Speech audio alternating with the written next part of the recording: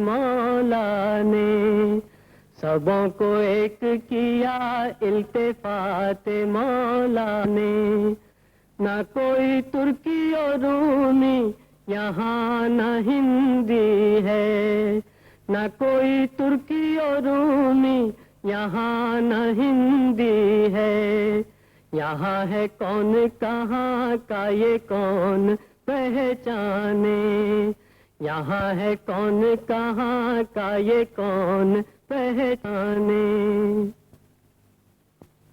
تو ہی مولا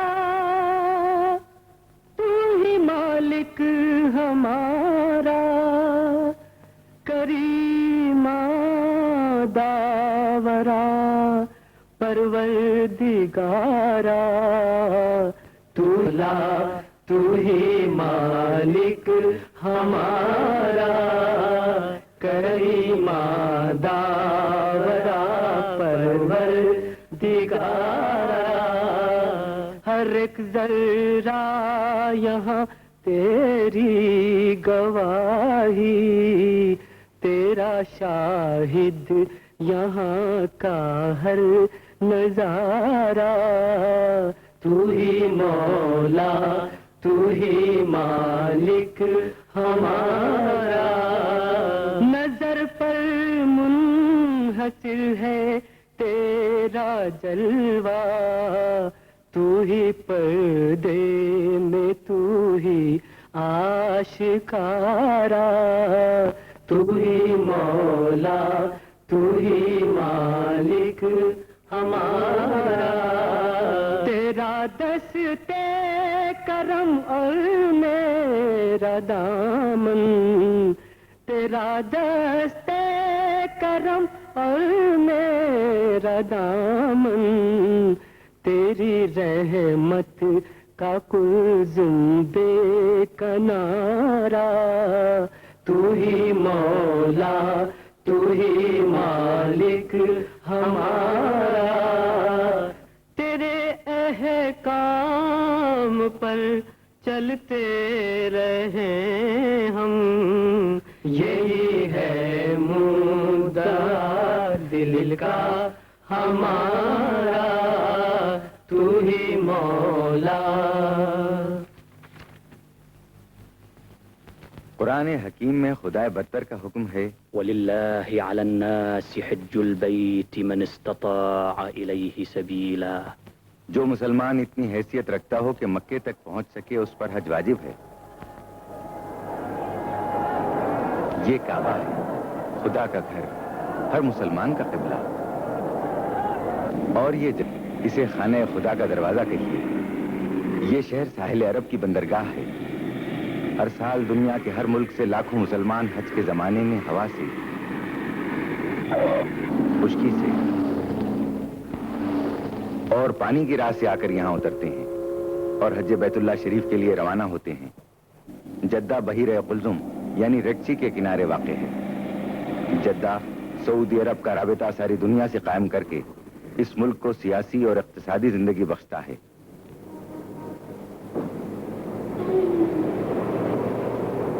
یہ قدیم زمانے سے عرب کی بندرگاہ ہے۔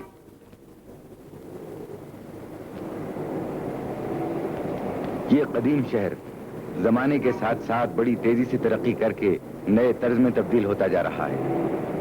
اگرچہ آج کل قانونی طور پر سعودی عرب کا پائے تخت شہر ریاض ہے، لیکن جدے کا مقابلہ نہیں کر سکتا، اور اسی وجہ سے اس کی رونق دن دگنی رات چوگنی ترقی کر رہی ہے۔ باہر سے آنے والے مال اور حج کے زمانے میں حاجیوں کی آمد سے یہ رونق اور بڑھ جاتی ہے۔ پیٹرول نکلنے سے ملک کی آمدنی میں بہت اضافہ ہوا ہے۔ اس کے علاوہ ہر سال حاجیوں سے بھی بڑی رقم حاصل ہوتی ہے۔ ملک ترقی کی راہ پر گامزن ہے۔ باہر کے ملکوں سے تجارت کا سلسلہ جاری ہے اور جدہ اس کا مرکز ہے۔ پرانا جدہ ختم ہو چکا ہے، اس کی جگہ اب ایک نیا جدہ نظر آتا ہے۔ ساحل کے قریب کل کے جدے کے آثار نظر آئیں گے، اور اسی کے ساتھ آج کل نئی بنیادوں پر تعمیر کیا ہوا نیا شہر بھی دکھائی دے گا۔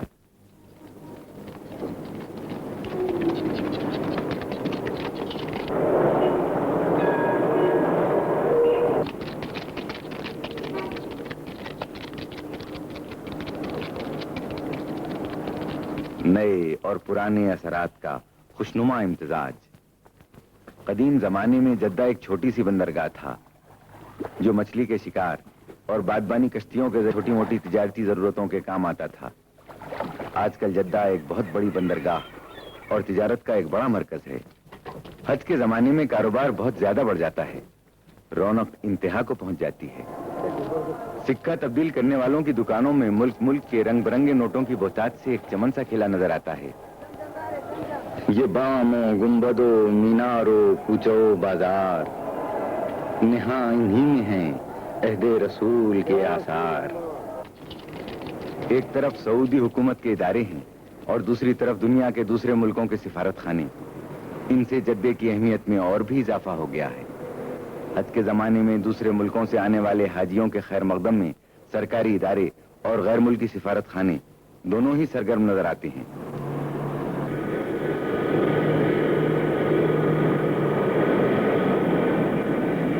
ہوائی جہازوں اور پانی کے جہازوں سے آنے والے حاجیوں کا مجمع چوک در چوک آنے لگتا ہے۔ ہوائی اڈے پر ایک کے بعد دوسرا ہوائی جہاز اترتا رہتا ہے۔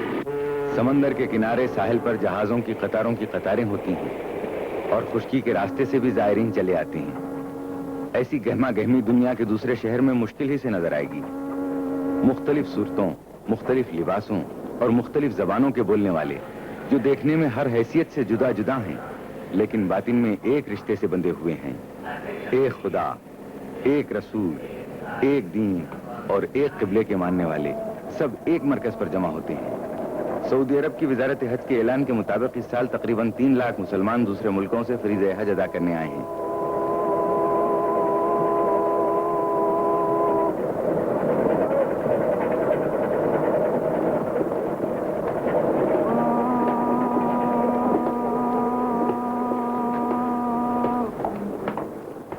امید کو لیے یہ کس دیار کی طرف رواں دواں ہے قافلے، امید دید یار میں، تصور جمال میں، دیار یار کی طرف دمر نہ جا چلے، دیار یار کی طرف نہ جا چلے۔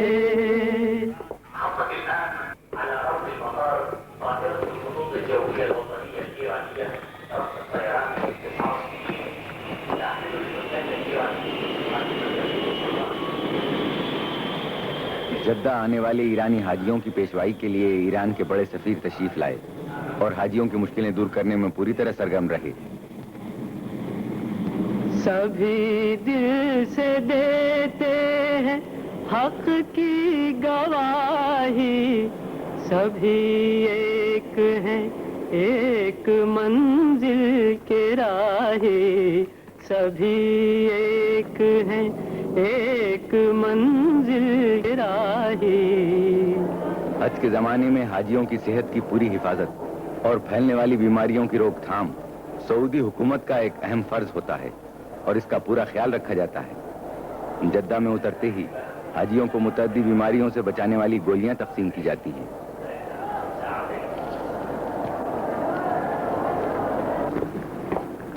حاجیوں کے دستوں کے دستے افریقہ کے دور دراز مقامات سے بھی اور جنوبی و مشرقی ایشیا کے دور افتادہ جزیروں سے بھی۔ تو ہی مولا، تو ہی مالک ہمارا، کریمہ داورا پروردگارا۔ سفر کی آسانی اور اخراجات کی کفایت کی وجہ سے ہر سال حاجیوں کی تعداد بڑھتی جاتی ہے۔ مختلف درجوں، مختلف حیثیتوں اور مختلف ملکوں کے لوگ جب جدے میں اترتے ہیں تو یہ ظاہرہ فرق مٹ جاتے ہیں اور سب ایک ہو جاتے ہیں۔ سب کی نیت ایک، سب کا مقصد ایک۔ یہ وہ جگہ ہے نبی کی جو سجدہ گاہ بنی، یہی ترقی اسلام کی گواہ بنی۔ عرب کے لال تیرے نام کے اجالے سے، زمین سنور گئی اسلام کے اجالے سے، زمین سنور گئی اسلام کے اجالے سے.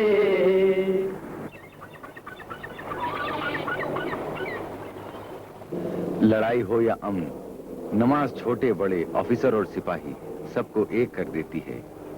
بندہ و صاحب و محتاج و غنی ایک ہوئے، تیری سرکار میں پہنچے تو سبھی ایک ہوئے. لاکھوں آنے والوں میں سب عام لوگ ہی نہیں ہوتے، بڑے بڑے سیاسی متبر اور حکومتوں کے اعلیٰ ذمہ دار بھی ہوتے ہیں، رعایا بھی، تاجدار بھی. لیکن اسلام نے ہر فرق مٹا ڈالا ہے. سب مسلمان ہیں، سب بھائی بھائی، نہ کوئی بڑا نہ کوئی چھوٹا، بس وہ بڑا جو سب سے زیادہ نیک کردار ہو. جیسا کہ خدا نے قرآن مجید میں فرمایا ہے، اللہ کے نزدیک تم میں وہ سب سے بڑا ہے جو سب سے زیادہ پرہیزگار ہے. امسال اعلی حضرت ملک فیصل سعودی عرب کے شہنشاہ کی دعوت پر جمہوریہ کیمرون افریقہ کے صدر بھی تشریف لائے ہیں.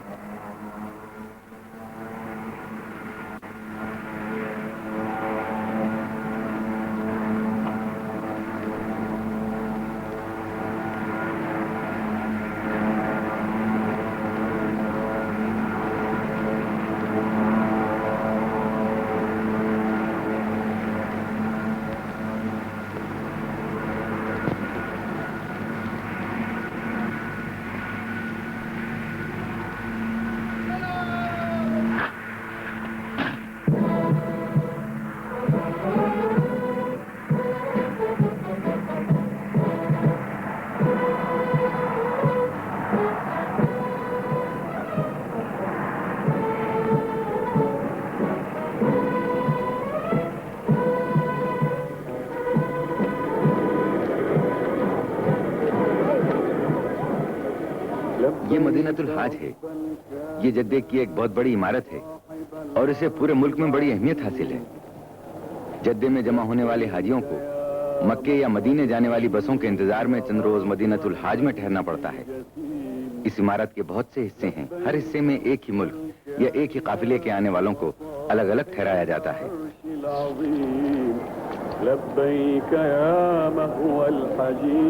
مدینۃ الحاج کی تعمیر میں حاجیوں کی ضرورتوں اور ان کے آرام کا پورا خیال رکھا گیا ہے.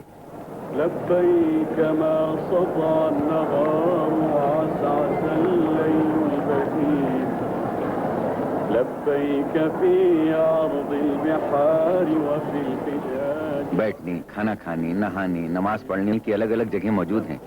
ہر سال حاجیوں کی بڑھتی ہوئی تعداد کی وجہ سے تھوڑی دقت ضرور پیدا ہو سکتی ہے.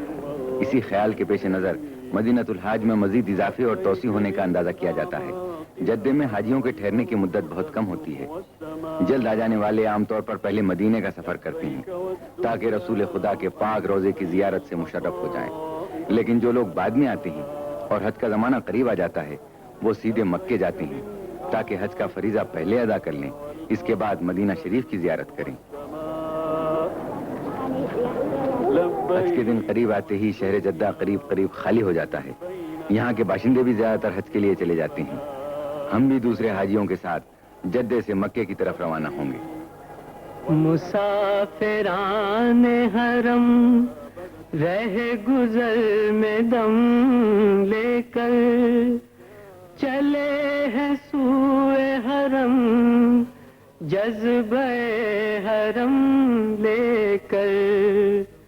تیری خوشی کے لیے راہ میں قیام ہوا، سفر کا مرحلہ اولی تمام ہوا. وقد تمرد بالسلاح بالذرة الصغرى تفجر بالغدو أو الرواح. ألهمت من أسرارها ما منك يحضر أو يباح. أهي النواة وشطرها أم أنها سڑک سے جانے میں سینکڑوں سال پرانی اسلامی تاریخ کے مناظر نگاہوں میں گھومنے لگتے ہیں. ریگستانوں میں جو نخلستان نظر آتا ہے کسی نہ کسی خاص واقعے کی یاد تازہ کرتا ہے. نخلستان کسی نہ کسی لڑائی کی یاد دلاتے ہیں جو اسلام کے ابتدائی دور میں مٹھی مٹھی بھر مسلمانوں نے ہزاروں کی تعداد میں حملہ کرنے والوں سے جم کر لڑیں اور ہر لڑائی میں خدا نے انہیں فرمان ہی گزرتے ہیں، کیونکہ مکے کے مقدس شہر میں صرف مسلمان ہی داخل ہو سکتا ہے۔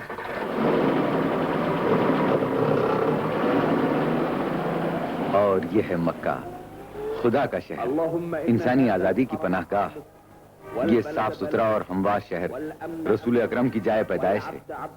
اسی شہر سے اپنے خدا کی یکتائی اور عظمت کا نعرہ بلند کیا۔ لحمي ودمي وعظمي على النار اللهم آمني من عذابك يوم تبعث عبادك أسألك بأنك أنت الله الذي لا إله إلا مسجد الحرام کعبے کے گرد بنی ہوئی وسیع عمارت ہے جو پاک دل کی طرح پاکیزہ ہے۔ ہم بھی حاجیوں کے ساتھ باب السلام یعنی سلامتی کے دروازے سے مسجد الحرام میں داخل ہوئے۔ یہ وہ جگہ ہے جس کی طرف دنیا کے ہر مسلمان جو مقدس مسجد الحرام میں آتا ہے ہر برائی، ہر غلطی اور ہر نامناسب بات کو اپنے دل سے دور کرتا ہے۔ پاک سلامتی کا یہ در ہے، تیری پناہ میں ہے، تیرے غلام سبھی تیری بارگاہ میں ہے۔ مسجد الحرام کے بیچوں بیچ ہے، گویا مسلمان طواف کر کے خانہ خدا پر صدقہ ہوتا ہے۔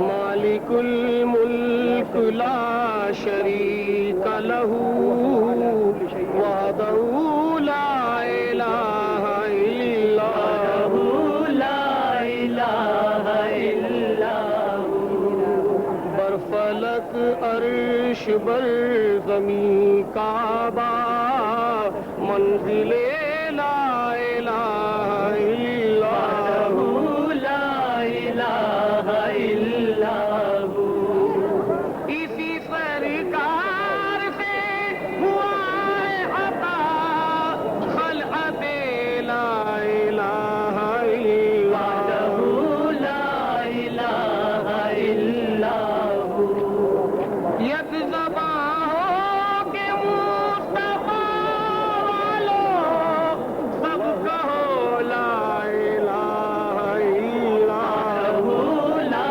الہ الا ہوا، لا الہ الا ہوا، لا الہ الا ہوا۔ محمد صلى الله عليه وآله وسلم اللهم إني أسألك العفو والعافية والمعافاة الدائمة في الدين والدنيا 7 بار کعبے کا طواف کرنا واجب ہے والنجاة من اور ہر طواف کے درمیان ایک دعا پڑھی جاتی ہے۔ ہر طواف حجر اسود سے شروع کیا جاتا ہے اور وہیں پر آ کر ایک چکر ختم ہوتا ہے۔ طواف کرتے وقت کعبے کو بائیں شانے کی طرف ہونا۔ صحیح کا مطلب ہے صفا اور مروہ کی پہاڑیوں کے درمیان آہستہ آہستہ دوڑ کر جانا اور واپس آنا۔ یہ پھیرے بھی 7 بار ہوتے ہیں۔ دونوں پہاڑوں کے درمیان کا فاصلہ 314 میٹر ہے۔ اس طرح ایک حاجی کو صحیح کرنے میں پورا فاصلہ تقریباً 4200 میٹر یا تقریباً 2 میل 7 ہے۔ جن لوگوں کے لیے بڑھاپے، بیماری، کرسی پر بیٹھ کر جسے آدمی چلاتے ہیں صحیح کر سکتے ہیں۔ صحیح جناب حاجرہ رضی اللہ تعالی عنہا زوجہ حضرت ابراہیم خلیل اللہ کی یادگار ہے۔ اے پروردگار بخش دے اور رحم فرما، اور ہماری جو خطائیں تیرے علم میں ہیں ان سے درگزر فرما۔ تو بہت غالب اور بڑا طاقتور ہے اور بڑا کریم ہے۔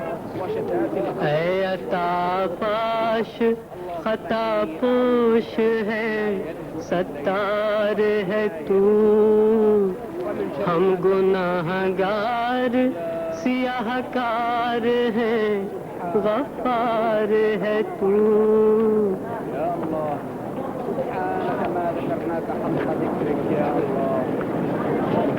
آج سے ہزاروں سال پہلے جب یہاں کوئی آبادی نہ تھی، بس ریگستان تھا جہاں پانی ناپید تھا، حضرت ابراہیم خلیل اللہ اپنی زوجہ حضرت حاجرہ رضی اللہ تعالیٰ عنہ اور اپنے کمسن بیٹے حضرت اسماعیل ذبیح اللہ کو اس میدان میں خدا کے حکم سے چھوڑ گئے تو حضرت اسماعیل کو سخت پیاس لگی۔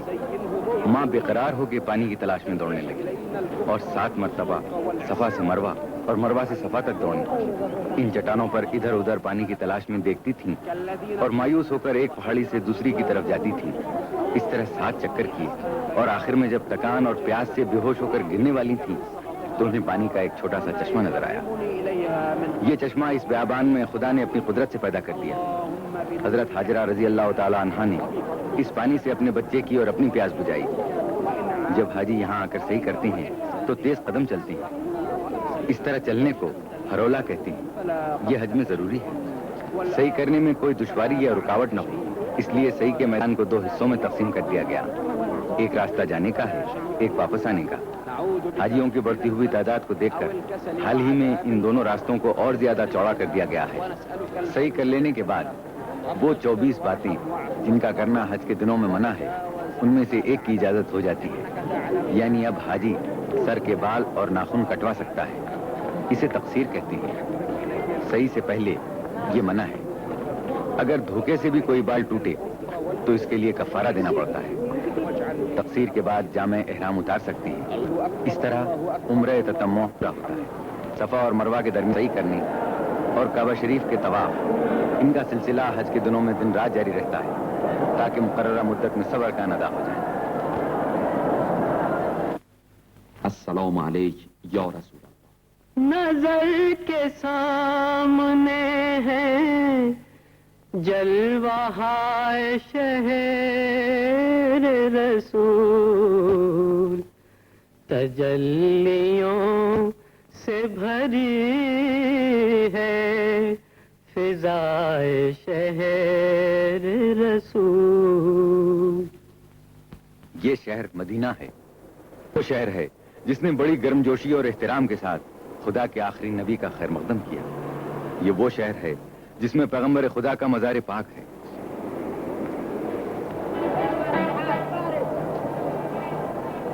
مدینے میں مسجد نبوی سب مسجدوں سے بڑی اور باعظمت ہے. حضرت رسول اکرم کا مزار شریف اسی مسجد کے جنوب مشرقی یعنی دکن پوروی کونے میں واقع ہے. اس مسجد کے صحن میں باب السلام یعنی سلامتی کا دروازہ ہے. مزار شریف کے کٹہرے پیتل کے ہیں جن پر حضور کا نام نامی اور سب القاب نقاشی کے ساتھ کندہ ہیں. دروازے میں داخل ہوتے ہی مزار پاک کی زیارت ہوتی ہے. قبر مطہر کا گنبد بہت اونچا اور ہرے رنگ کے قیمتی پتھر سنگ یشم سے بنایا گیا ہے.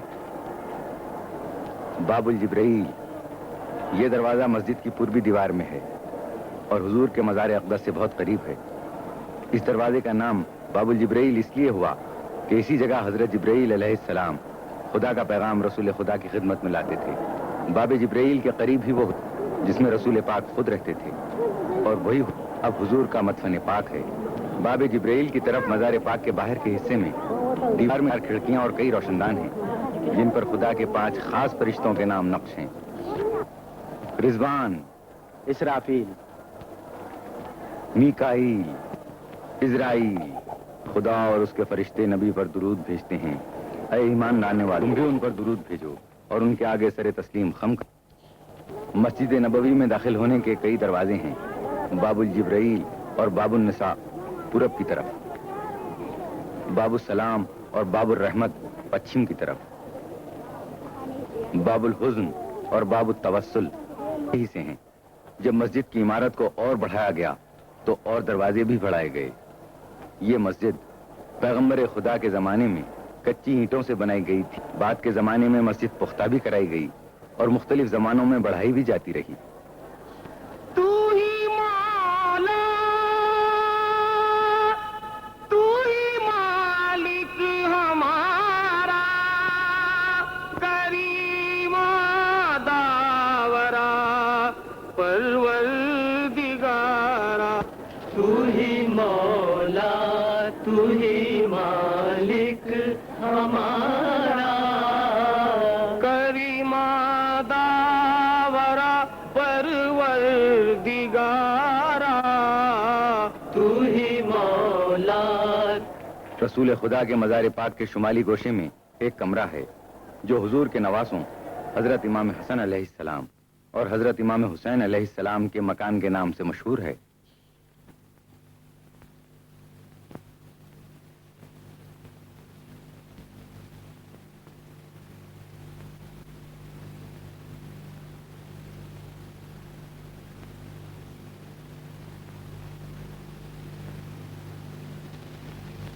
مسجد کی نئی تعمیر میں اس کمرے کو کتب خانے میں تبدیل کر دیا گیا ہے۔ اس کتب خانے میں بہت سی نادر و نایاب علمی کتابیں اور اسلام کی قیمتی کتابیں دنیا کی مختلف زبانوں میں موجود ہیں۔ ہر سال ان کتابوں کی تعداد میں اضافہ ہوتا رہتا ہے۔ کتابوں کے مصنف دنیا کے ہر خطے سے برابر اپنی کتابیں نظر کے طور پر بھیجتے رہتے ہیں۔ دین اسلام، تاریخ اسلام اور حضور رسول مقبول خدا کی تحقیق کرنے والے اسی کتب خانے سے فائدہ اٹھتے ہیں اور سینکڑوں فائدہ اٹھاتے رہے ہیں۔ اس کتب خانے میں قلمی قرآن مجید ہے جو حضرت علی کرم اللہ وجہہ کے ہاتھ کا لکھا ہوا سمجھا جاتا ہے۔ حضرت علی کرم اللہ وجہہ حضور کے چچا زاد بھائی اور داماد تھے۔ یہ قرآن مجید خط کوفی یعنی قدیم عربی تحریر میں ہے۔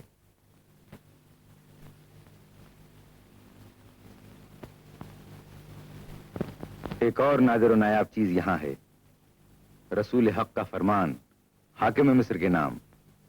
یہ بھی حضرت علی کرم اللہ وجہہ کے دست مبارک کا لکھا ہوا ہے، جس کے نیچے رسول خدا کی مہر ہے۔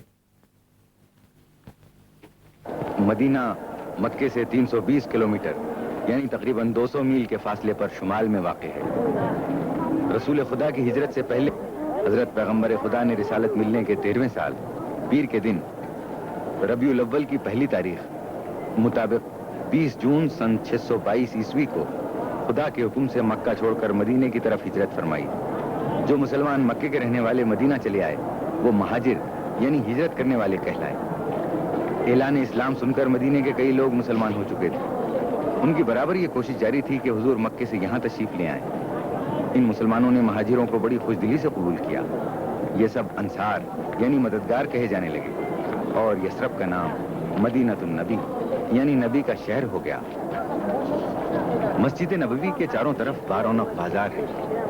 مسجد کی جدید تعمیر کے ساتھ یہاں نئے طرز کے محلوں، چوڑی سڑکوں اور شاندار چوراہوں کا جال سا بچھا دیا گیا ہے۔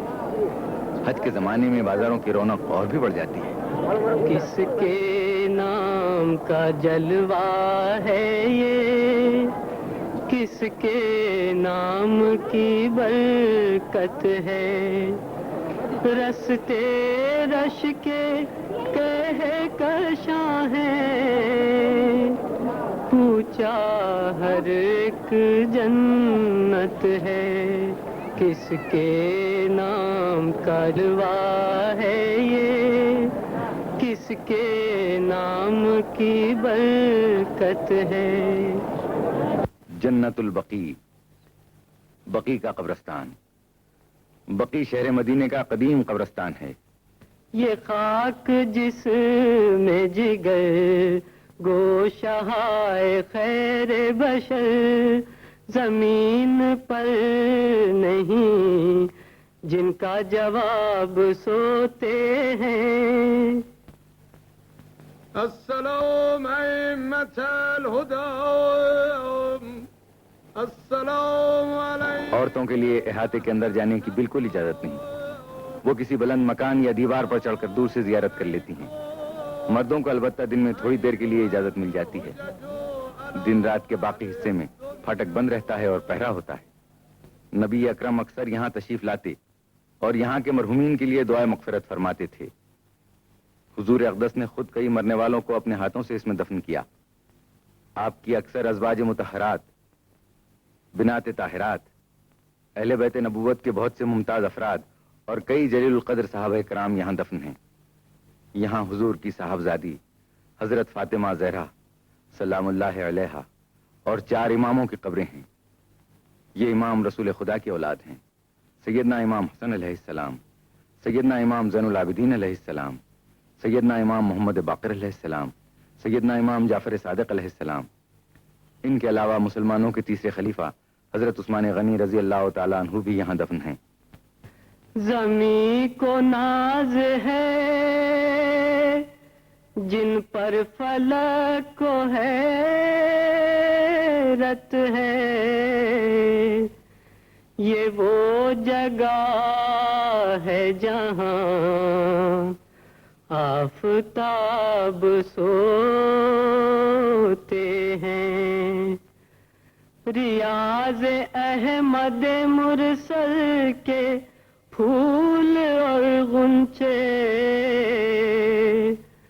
زمانے بھر میں جو تھے انتخاب سوتے ہیں، وہ جن کے قلب منور تھے نور احمد سے، وہ رخ پہ خاک کی ڈالے نقاب سوتے ہیں۔ یہ خاک جس میں جگر گوشہائے خیر بشر۔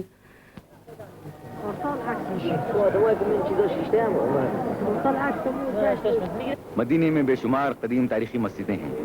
یہ مسجد 7 گنبد ہے، اس میں 7 گنبد گچ اور چونے کے بنے ہوئے ہیں۔ یہ مسجد حضرت علی ابن ابی طالب کرم اللہ وجہہ کی بنائی ہوئی ہے۔ یہ مسجد حضرت ابوبکر صدیق رضی اللہ تعالیٰ عنہ کی ہے۔ کوہ احد مدینے کے شمال میں 6 میل کی دوری پر واقع ہے۔ اس کا رنگ سرخ ہے۔ یہ بھی اسلام کی تاریخ کا ایک اہم جز ہے۔ سلام اس کوہ پر جس کوہ کی سنگین باہوں میں خدا کے دین کا سردار تھا، جس کی پناہوں میں۔ یہ مسجد قباء ہے۔ حضور پرنور نے اپنے یاران وفادار کے ساتھ مل کر اس کو مکمل کیا تھا۔ تکمیل کے بعد حضور نے باجماعت نماز ادا کی تھی۔ قباء کے متعلق قرآن پاک میں کہا گیا ہے کہ جس کی بنیاد اخلاص اور تقوی پر رکھی گئی، اور اس مسجد میں جانا اور نماز پڑھنا آپ کے لیے بہتر ہے کہہ کر خود رسول خدا کو ترغیب دی گئی۔ اس میں 2 رکعت کا ثواب حضور نے عمرے کے برابر بتلایا ہے۔ اسی احد میں پیغمبر خدا اور صحابیوں سے مشرکوں نے جنگ کی تھی۔ ایک خدا اور ایک دن کی حفاظت کے لیے کئی صحابیوں نے جام شہادت نوش فرمایا۔ موت برحق ہے، لیکن ایسی موت جس سے خدا خوش ہو اور اس کے حبیب کی آنکھیں پرنم ہو جائیں کسے نصیب ہوتی ہے؟ سلام ان پر جو محبوب حبیب کبریا ٹھہرے، سلام ان پر جو دے کر جا شہیدان وفا ٹھہرے۔ کوہ احد کے نزدیک ہی بہت ساری مساجد ہیں جو صحابہ کرام کی یاد دلاتی رہتی ہیں۔ یہ مسجد حضرت علی کرم اللہ وجہہ کی ہے۔ حضرت عمر فاروق رضی اللہ تعالیٰ عنہ اور حضرت ابوبکر رضی اللہ تعالیٰ عنہ کی یہ 2 مسجدیں ہیں۔ زائرین دوسری مشہور مساجد کے ساتھ ساتھ حضرت امیر حمزہ کی مسجد کی زیارت کو پہنچے، جو حضرت علی کرم اللہ وجہہ کی مسجد کے قریب ہے۔ وہ حاجی جو حج کے زمانے سے کچھ پہلے جدہ پہنچ جاتے ہیں، اول مدینہ طیبہ کی زیارت کے لیے چلے جاتے ہیں۔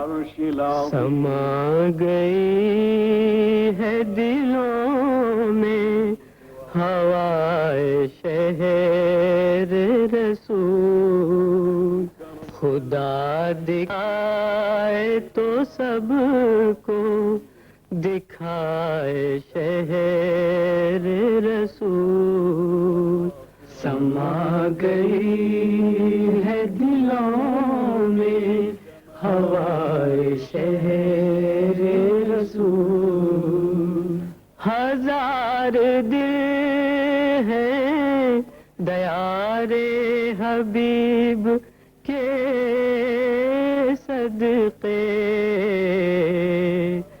1000 جان سے دل ہیں فدائے شہر رسول۔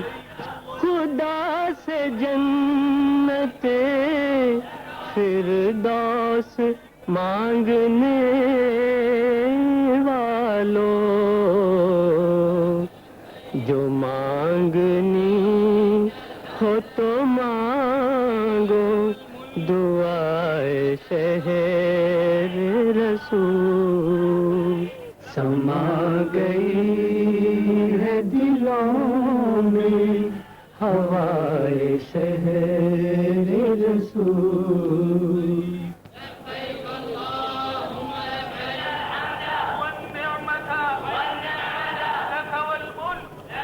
مدینے سے مکہ جاتے وقت راستے میں سب حاجی اللہم لبیک لا شریک لہو لبیک لک لبیک کہتے جاتے ہیں۔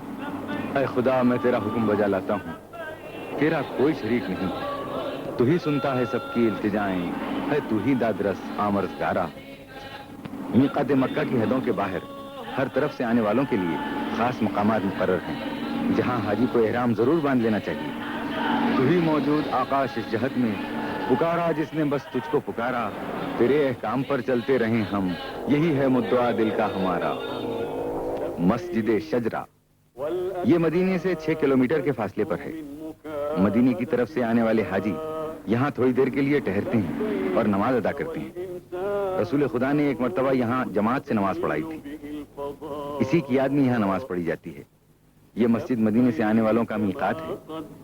یہاں ہاتھ منہ دھونے اور نہانے کا معقول انتظام ہے۔ جو حاجی مدینے سے احرام باندھ کر نہیں چلتے وہ یہاں احرام باندھ لیتے ہیں، اور جو احرام باندھ کر آتے ہیں انہیں پھر سے احرام باندھنا پڑتا ہے۔ اس کی صورت یہ ہوتی ہے کہ احرام کی لنگی کی گرہ کھول کر پھر احرام باندھنے کی نیت کر کے گرہ لگا لی جاتی ہے، مگر بعض لوگ دوبارہ دوسرا احرام باندھ لیتے ہیں۔ احرام ایک بہت ہی سادہ لباس ہوتا ہے۔ مردوں کے لیے 2 سفید چادریں بغیر سی ہوئی ہوتی ہیں۔ ہم کسی حال میں ہوں، خواب ہو بیداری، حضوری سے بھرا رہتا ہے۔ شوق کہتا ہے کہ اڑ جائیے منزل کی طرف، تازہ دم ہو کے چلو ذوق سفر کہتا ہے، تازہ دم ہو کے چلو ذوق سفر کہتا ہے۔ مدینے اور مکے کے درمیانی راستے بہت سے قہوہ خانے ہیں جہاں حاجی دم بھر کے لیے قہوہ پینے یا سواری بدلنے کے لیے ٹھہر جاتے ہیں۔ يا من له آياته تجلى وتظهر بالضياء، ها نحن منها وعند الجهل في هذا الدعاء، إنا لنطمع في رضاك۔ یعنی صفا سے مروہ اور مروہ سے صفا جانے آنے میں دکانوں کے سامنے سے گزرنا پڑتا تھا اور صحیح میں آٹ پڑتی تھی۔ کعبہ شریف کے غسل کے وقت مسجد الحرام کے مجمع کو طواف کے دائرے کے باہر کر دیا جاتا ہے۔ پہلے فرش اور دیواروں کو جھاڑ کر صاف کیا جاتا ہے، پھر گلاب کا عرق ملے ہوئے پانی دیواریں اور فرش دھوئے جاتے ہیں۔ اس غسل کے لیے گلاب کا عرق بہت اعلیٰ درجے کا ہوتا ہے جو ہر سال ایران میں تیار کر کے اس ملک کی طرف سے بھیجا جاتا ہے۔ کعبہ شریف دروازے پر سونے چاندی کے خوشنما پتھر چڑھے ہیں اور ان میں قیمتی جواہرات جڑے ہیں۔ کلیددار مخمل کی تھیلی میں کنجی لیے آ رہا ہے تاکہ غسل کے وقت کعبۃ اللہ کا دروازہ کھل سکے۔ کعبے کی کلیدداری ایک بہت ہی عزت و احترام کا عہدہ مانا جاتا ہے۔ والیان ملک یا عمرا یا دوسرے ملکوں کے سفیر جو بادشاہ کے مہمان ہوتے ہیں، ان میں ان جھاڑوؤں کے تن کے تبرک کے طور پر تقسیم کر دیے جاتے ہیں جن سے بیت اللہ شریف کی صفائی کا کام ہوتا ہے۔ پلکوں سے صاف جلوہ گئے لامکان کروں، حسرت ہے اس شرف پہ فدا اپنی جان کروں۔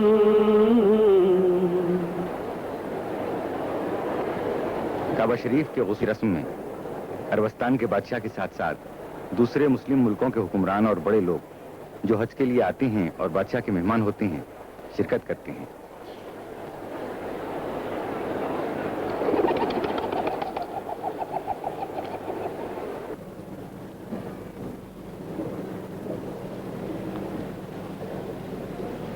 اللهم إني أسألك باسمك الذي يمشى به کعبے کو غسل دینے سے پہلے بادشاہ اور ان کے ساتھی 7 بار کعبے کا طواف کرتے ہیں۔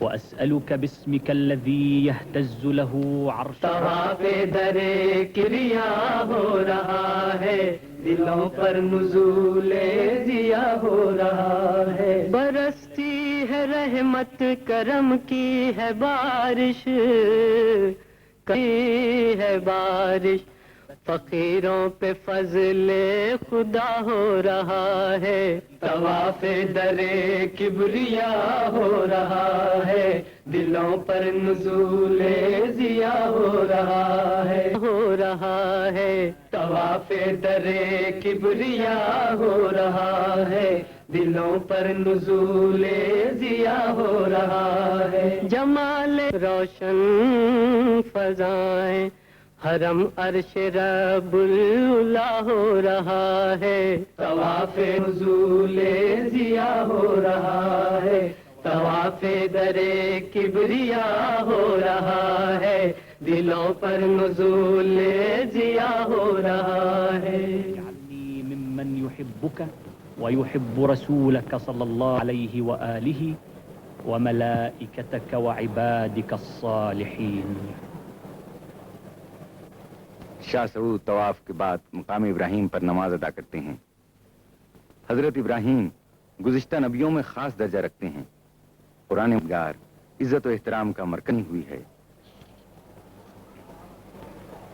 بارگاہ رب العزت میں نظر نیچی سر بھی جھکے ہیں، سب ہے سوالی سب ہے بھکاری، ہر ایک اس کے در کا گدا ہے، سب ہے سوالی سب ہے بھکاری، ہر ایک اس کے در کا گدا ہے۔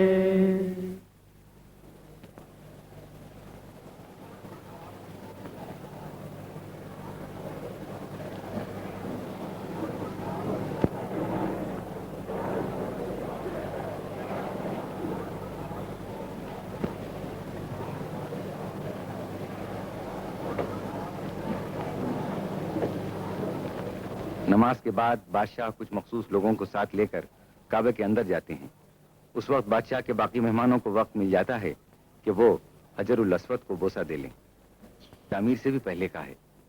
اس کے متعلق عقیدہ ہے کہ آسمان سے اتارا گیا، حاجی کے لیے ضروری ہے کہ وہ حجر اسود کو بوسہ دے۔ ہزاروں سال گزر گئے، لاکھوں کروڑوں نہیں اربوں انسانوں نے اسے متبرک مان کر چوما ہے۔ ادائے فرض ہوا آج اس کے صدقے میں، چلے ہیں ہو کے سبک سار سر اٹھائے ہوئے، حضور یار آئے نظر جھکائے ہوئے۔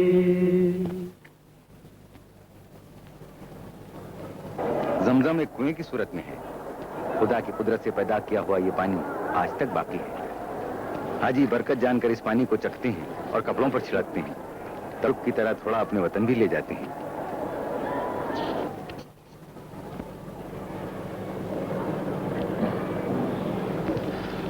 غسل کعبہ کی رسم کے بعد عرب کے سلطان اور ان کے معزز ساتھی تشریف لے جائیں۔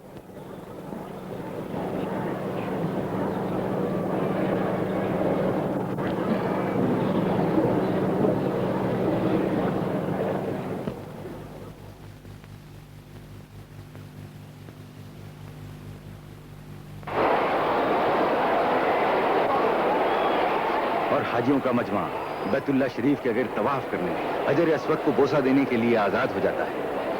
کعبے کا دروازہ اگرچہ غسل کے بعد چند منٹ کھلا رہتا ہے، لیکن ہر شخص پوری کوشش کرتا ہے کہ کسی نہ کسی طرح کعبہ شریف کے اندر پہنچے۔ لیکن اسی کوشش میں وقت ختم ہو جاتا ہے اور سیڑھی ہٹا لی جاتی ہے، دروازہ بند کر لیا جاتا ہے۔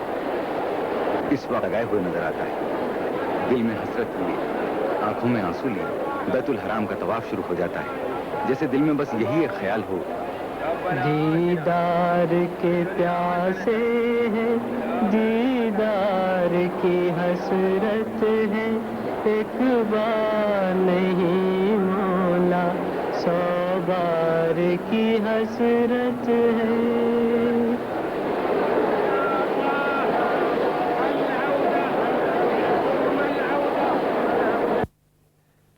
یہ غار سور ہے۔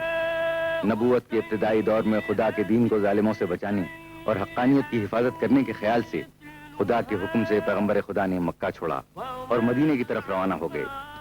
3 دن اس غار میں قیام فرمایا اور اسی غار سے مدینے کی طرف ہجرت فرمائی۔ ہجرت کے 8 سال بعد مکے سے بے یار و مددگار گیا ہوا خدا کا رسول مسلمانوں کی ایک بڑی تعداد کے ساتھ حج کے لیے آیا اور بغیر لڑائی کے مکہ قبضے میں آ گیا۔ مکے والوں نے اسلام قبول کر لیا اور رحمت للعالمین نے اپنے دشمنوں کو بھی جو ان کے خون کے پیاسے ہو رہے تھے معاف کر دیا اور امان دے دی۔ سلام اس پر کہ جس نے بادشاہی میں فقیری کی، سلام اس پر کہ کی دستگیری کی۔ سورج مکے کے کالے پہاڑوں کے پیچھے دھیرے دھیرے چھپ گیا۔ شام ہو گئی۔ مسجد الحرام کے میناروں سے اللہ اکبر کی دل کھینچنے والی آواز بلند ہوئی اور مسلمانوں کو خدا کی بندگی کے لیے بلانے لگی۔ طواف ختم ہوا۔ اب کعبے کے گرد طواف کے چکر نہیں ہیں، نماز کے حلقے بنے ہوئے ہیں۔ مسلمان جہاں کے سامنے ہی ہے، جس طرف چاہیں کھڑے ہو جائیں۔ یہی کہ گھر کے چاروں طرف انسانوں کے حلقے ہیں۔ خدا نہ دکھائی دے سکتا ہے، نہ کسی جگہ محدود ہے، اس لیے اس کے نام سے منسوب مکان کی طرف بندوں کی پیشانیاں جھکتی ہیں۔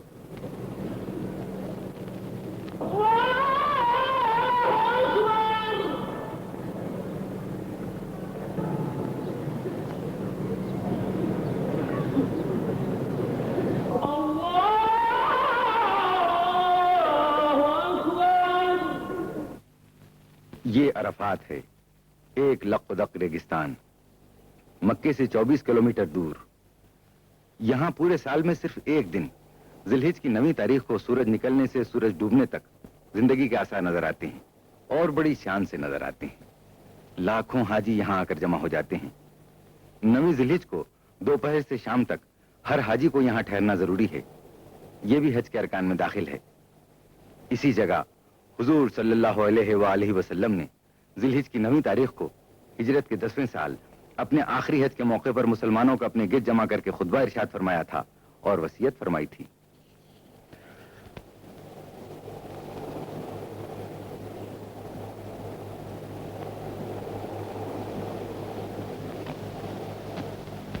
پختہ سڑکیں عرفات کے میدان تک جاتی ہیں۔ میدان کھرنجا لگی ہوئی گلیوں سے تقسیم کر دیا گیا ہے۔ یہاں مستقل طور پر پانی کا ایک ذخیرہ بنا دیا گیا ہے۔ ایک اسپتال کی عمارت اور مسجد بھی ہے جو میدان کی مناسبت سے بہت سادہ لیکن بہت خوبصورت ہے۔ خیمے لگنے شروع ہو گئے۔ سعودی عرب کی وزارت حج و اوقاف کچھ دن پہلے ہی سے حاجیوں کے آرام مہیا کر دیتی ہے۔ یہ خیمے حاجیوں کی تعداد کے لحاظ سے ہر ملک کے قافلے میں تقسیم کر دیے جاتے ہیں۔ خیموں کے درمیان پانی کے نل لگے ہوتے ہیں۔ عرفات کا میدان ان خیموں سے چھپ جاتا ہے۔ جہاں تک نظر جاتی ہے خیمے ہی خیمے نظر آتے ہیں۔ عرفات کا میدان میدان حشر کی یاد دلاتا ہے۔ جبل الرحمت یعنی رحمت کا پہاڑ، گرمی کی شدت، دھوپ جسموں کو جلائے دیتی ہے، لیکن خدا کے بندے جو اس کی رحمت کے امیدوار ہیں جبل الرحمت پر آ جا رہے ہیں۔ عرفات میں اور کوئی خاص فریضہ ادا کرنا نہیں ہوتا۔ اصل میں یہاں آنا لازم اس لیے کیا گیا ہے کہ تمام دنیا کے مسلمان جو حج کے لیے آئیں ایک جگہ جمع ہو جائیں اور اس طرح ہر ملک کے مسلمان دوسرے ملکوں کے اسلامی بھائیوں کے حالات سے آگاہ ہوتے رہیں۔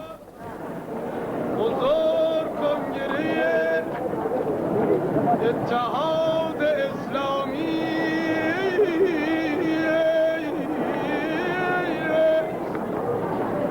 که افتخار بود مردم مسلمان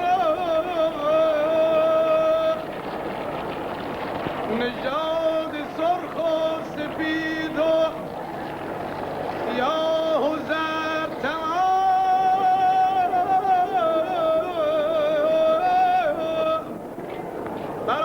برادرند و تفاوت نباشد ایشان را زبان و ملت و کشور نمی نماید به حکم واعتصموا پیروان قرآن را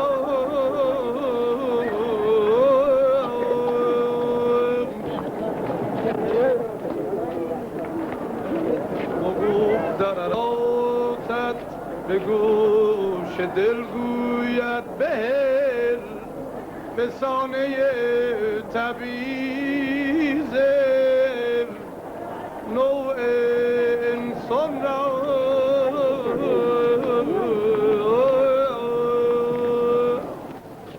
ظہر کا وقت ہے، دوپہر کے کھانے کا انتظام شروع ہو جاتا ہے۔ کچھ لوگ اپنے ہاتھ سے بھی پکا کر کھاتے ہیں۔ لاکھوں آدمیوں کا کھانا عرب کی گرمی اور دھوپ میں تیار کرنا آسان نہیں ہے، اسی لیے بہت عمدہ اور اعلیٰ قسم کی غذائیں تیار نہیں ہو سکتی۔ ڈاکٹر اور حکومت کے منتظمین برابر ہدایت کرتے رہتے ہیں کہ عرفات کے میدان میں سادی اور ہلکی غذا استعمال کی جائے تاکہ گرمی کی زیادتی سے ثقیل غذا تکلیف کا سبب نہ بن جائے۔ عرفات کے اس میدان میں صرف وہی حاجی نہیں ہیں جو دنیا کے دوسرے ملکوں سے آئے ہیں، بلکہ خود سعودی عرب کے بھی 10 لاکھ سے زیادہ حاجی موجود ہیں۔ عرفات کا اجتماع دنیا کا بہت ہی بڑا انسانی اجتماع ہے۔ دنیا بھر میں کوئی ایسی مذہبی یا غیر مذہبی رسم نہیں دکھائی دیتی جس میں ایک ہی وقت میں ایک ہی مقام پر اس قدر آدمی جمع ہو جاتے ہیں۔ عرفات کے اجتماع کو سالانہ اسلامی کانفرنس بھی کہہ سکتے ہیں، جس میں ہر ملک کا مسلمان دوسرے ملکوں کے مسلمان بھائیوں سے ملے اور تبادلہ خیال کرے اور اپنے دین کے اس وقار کو محسوس کرے کہ دنیا کے کتنے دور دراز گوشوں میں پھیلا ہوا ہے۔ آج کے دن ہر زائر حرم کے دل میں 9 ذی الحجہ سن 10 ہجری کی یاد تازہ ہوئی ہے۔ اسی تاریخ کو اور اسی میدان میں جب رسول پاک صلی اللہ علیہ وآلہ وسلم نے اپنے آخری حج کے وقت مسلمانوں کو جمع کیا، اونٹ پر سوار ہوئے، اللہ کا دین ماننے والوں کی کثیر تعداد دیکھی، مسلمانوں کو نصیحتیں فرمائیں۔ اپنے خطبے میں آن حضور نے خدا کی وحدانیت، دین کے احکام، دین کی حفاظت، مسلمانوں کے فرائض، عورتوں کے حقوق، اجتماعی حیثیت سے سب کی برابری، خونریزی کی ممانعت، آپس کا اتحاد و اتفاق، ہر بات پر روشنی ڈالی، ہدایت فرمائی۔ یہی وہ باتیں ہیں جو اسلامی احکام میں سب سے زیادہ خصوصیت رکھتی ہیں۔ یہی حضرت نے ایمان والوں سے ان خدائی احکام پر سچے دل سے عمل کرنے کی بیعت کی، یعنی ہاتھ پر ہاتھ رکھ کر پکا وعدہ لیا۔ گزرا ہوا زمانہ ہر زائر حرم کی نگاہ کے سامنے ہے، دل کے کانوں سے پیغمبر خدا کا ارشاد سن رہا ہے اور اس کی روح بیعت کر رہی ہے۔ خوش نصیبی سے یہاں پانی کی کمی نہیں، پیاس بجھانے، ہاتھ منہ دھونے اور نہانے کے لیے کافی پانی موجود ہے۔ ہر 100 گز کے فاصلے پر پانی کے نل لگے ہیں۔ پانی لانے والے بھی موجود ہیں جو بہت تھوڑا سا معاوضہ لے کر دروازے تک پہنچا دیتے ہیں۔ عرفات پہنچ کر حاجی گویا اس مبارک زمانے میں پہنچ جاتا ہے جب خدا نے وحی کے ذریعے اپنے رسول کو دین کے کامل ہونے، اپنی نعمت کے پورا ہونے اور مذہب اسلام کی حقانیت اور اپنی پسندیدگی کا اظہار فرمایا۔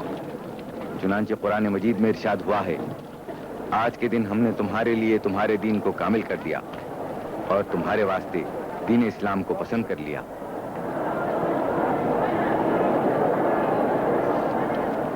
ظہر کے بعد سب حاجی اپنے اپنے خیموں میں آ گئے ہیں۔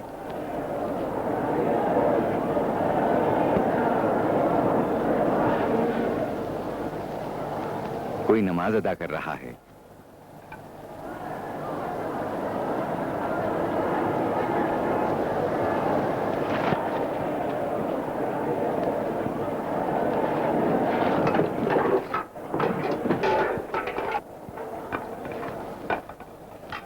پلیٹیں سجائی گئیں، کھانا تیار ہو گیا، دیگوں سے نکالا جانے لگا۔ قافلوں کی رہنمائی کرنے والوں نے کھانا حاجیوں تک پہنچانا شروع کیا۔ یہ لوگ اپنے کام میں بہت ہوشیار ہوتے ہیں، برسوں سے یہی خدمت انجام دے رہے ہیں۔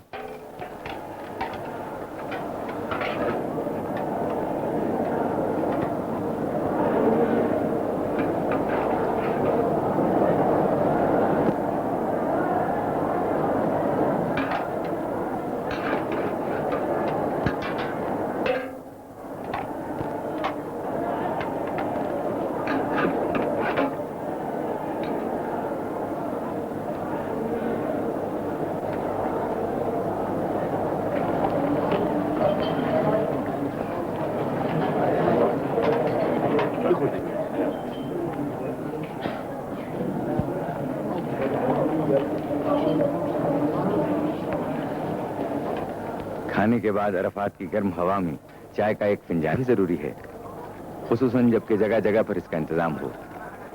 عرب اس حقیقت سے اچھی طرح واقف ہیں کہ سخت گرمی میں بنسبت برف کے ٹھنڈے پانی کے گرم چائے پیاس بجھانے زیادہ مدد دیتی ہے۔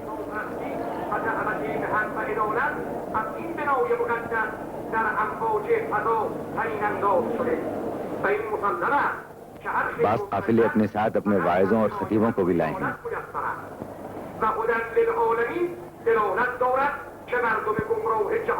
و کاروان سرگردان بشریت را این خانه دلالت به حق می نماید و به کمال مطلوب می رساند و خلق خدا را برای شناختن حق و فداکاری در راه نجات خلق به محیط امن و عدالت رهبری می فرماید و این خانه پرچمی که بر بام دنیا به اهتزاز درآمده تا کاروان بشر راه را گم نکند و گرفتار سرابهای مهلک ضلالت نشود و فیه آیات و بینات یعنی چشمهای خدایی در این سرزمین باز می‌شود. خیموں کے باہر واز اور خطبوں کا سلسلہ جاری ہے. حج کی تاریخ اور اس کے فائدے بیان ہو رہے ہیں، لیکن اس وقت بھی بہتر حاجی جبل الرحمت پر جانے کو ترجیح دیتے ہیں. سے پہر کا وقت گزرا، شام قریب آنے لگی. حاجیوں کے دستے عرفات سے مشعر الحرام کی طرف جانے شروع ہو گئے. یکے بعد دیگرے گاڑیاں روانہ ہونے لگیں. کاروان شوق ایک منزل سے دوسری منزل کی طرف رواں دواں ہیں. سامان سمیٹا جانے لگا. دریاں، قالین اور فرش لپیٹے جانے لگے. خیمے بھی اکھاڑ لیے جائیں گے اور 1-2 گھنٹے کے بعد اس میدان میں پھر ہمیشہ کی طرح خاموشی اور ویرانی چھا جائے گی اور صرف ہوا خاک اڑانے کو رہ جائے گی. ایسی خاک جس کے لیے مدتوں مسلمان اپنے اپنے وطن میں منہ پر ملنے کے لیے تڑپتے رہتے ہیں، اور کئی تو بغیر اس پاک جلوے کو دیکھے ہی دنیا سے کوچ کر جاتی ہیں. یوں تو نگاہ شوق نے کیا کیا نہیں دیکھا، جلوہ جو دیکھنا تھا وہ جلوہ نہیں دیکھا.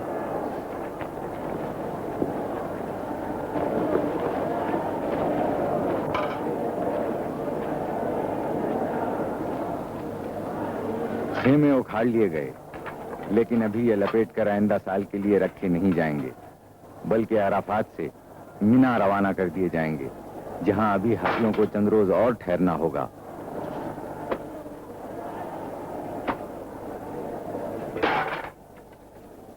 عرفات اور مشعر الحرام کے درمیان تقریباً 10 میل سے زیادہ فاصلہ نہیں، لیکن بھیڑ کی وجہ سے راستہ نہیں ملتا. موٹروں کو اتنا سا فاصلہ طے کرنے میں 3 گھنٹے لگ جاتے ہیں. اس لیے بعض حاجی پیدل چلنے کو بہتر سمجھتے ہیں، کیونکہ پیدل آدمی آسانی سے راستہ نکال سکتا ہے.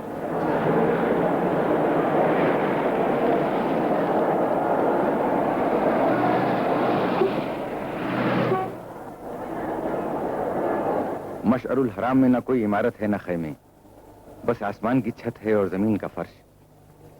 حاجیوں کو یہاں ایک رات گزارنی پڑتی ہے. رات ہی میں حاجی یہاں سے چھوٹی چھوٹی کنکریاں چن کر جمع کر لیتے ہیں، جو دوسرے دن مینا کے میدان میں 3 شیطانوں کو مارنے کے کام آتی ہیں، تاکہ حضرت ابراہیم علیہ السلام کی طرح بدی پر نیکی کی فتح کے سبق کو پھر سے دہرا لیں.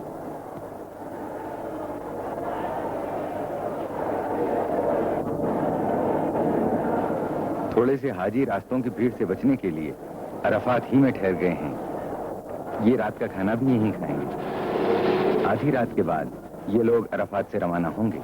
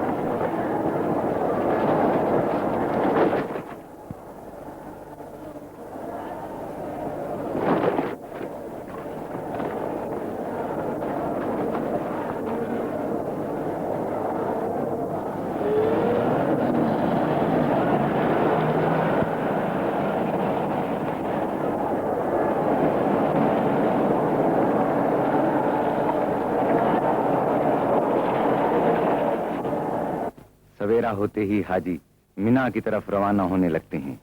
یہ رسوم حج طہارت دل و دماغ کے لیے ضروری ہیں. مختلف مقامات پر جا کر ارکان مقررہ کی تکمیل کرنا حقیقت میں نیکی، پاکیزگی اور وحدانیت کا سبق ہیں۔ اسی لیے کہا گیا ہے حج کے بعد آدمی اسی طرح معصوم ہو جاتا ہے جس طرح ایک بچہ شکم مادر سے دنیا میں آتا ہے۔ یہ کارواں ہے رواں منزل منا کی طرف، یہ کارواں ہے رواں منزل منا کی طرف، کریں گے جس جگہ تجدید رسم ابراہیم، یہ کارواں ہے رواں منزل منا کی طرف، وقار خیر سے لرزاں رہے شر ابلیس، کہ ہے یہی شہ خیر الانام کی تعلیم، یہ کارواں ہے رواں منزل منا کی طرف۔ عرفات سے اکھاڑے ہوئے خیمے اب مینا میں نظر آ رہے ہیں۔ یہ خیمے ایک ہی رات میں عرفات سے یہاں پہنچا دیے گئے۔ مشعر الحرام سے حاجیوں کے مینا پہنچنے تک یہ خیمے یہاں پہنچا کر نصب کر دیے جاتے ہیں۔ مینا کے قریب کی عمارتیں بھی حاجیوں کے ٹھہرنے کے لیے حاصل کر لی جاتی ہیں۔ آج 10ویں ذی الحجہ ہے۔ آج کے دن حاجیوں کو 3 فریضے ادا کرنے پڑتے ہیں: شیطانوں کو کنکریاں مارنا، قربانی، مردوں کو سر منڈوانا اور عورتوں کو ناخن اور بالوں کی ایک لٹ کاٹنا۔ یہ مکروہ حیولہ شیطان کا ہے۔ یہاں ایسے 3 شیطان ہیں۔ ہر شیطان کو 7 کنکریاں ماری جاتی ہیں۔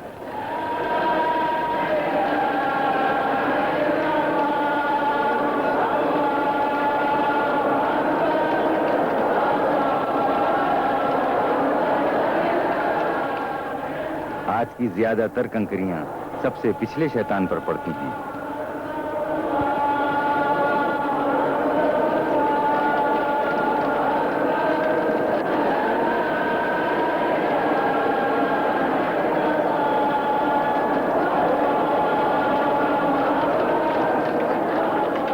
بعض حاجی کنکریاں مارنے پر اتفاق نہیں کرتے، جوش میں آ کر اپنے پھٹے پرانے چپل بھی پھینک مارتے ہیں۔ یہ تینوں شیطان جمرات کہلاتے ہیں اور کنکریاں مارنے کو رمی جمرات کہتے ہیں۔ یہ تینوں شیطان پتھر اور گچ کے 3 ستون ہیں جن پر کنکریاں ماری جاتی ہیں۔ یہ دیواروں کے احاطے میں ہیں۔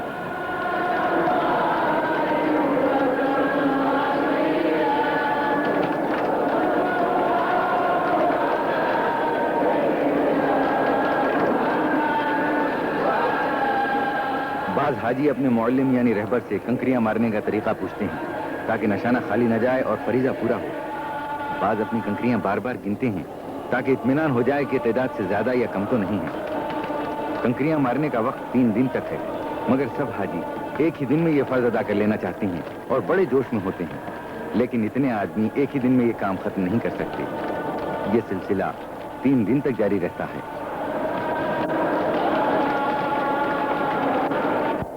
10ویں ذی الحجہ کو حاجی کے لیے مینا میں قربانی کرنا واجب ہے۔ ایک اونٹ یا ایک دمبا یا ایک مینڈھا یا کم سے کم ایک بھیڑ۔ اگر ایک سے زیادہ جانوروں کی قربانی کریں تو اور بہتر ہے۔ صاحب حیثیت اکثر ایک سے زیادہ قربانی کرتے ہیں۔ اگر حج کے زمانے میں کوئی ایسی لغزش ہو گئی ہو جو حج میں منع ہے تو اس کے لیے ایک قربانی الگ کفارے کے طور پر کرنی پڑتی ہے۔ قربانی کے لیے لاکھوں جانوروں کی ضرورت ہوتی ہے۔ ایک زمانے سے عرب اور عرب کے قریبی ملکوں ایشیا اور افریقہ سے جانور لائے جاتے ہیں۔ مینا میں بھی دوسرے بازاروں کی طرح جانوروں کا بازار ہے جہاں خوب مول تول ہوتا ہے۔ اکثر زبان کے اختلاف کی وجہ سے تھوڑی سی دقت بھی ہوتی ہے، لیکن مکے اور مج لیتے ہیں۔ جن کی زبان نہیں سمجھی جاتی یا جو عربی نہیں بول سکتے انہیں کچھ زیادہ ہی قیمت دینا پڑتی ہے۔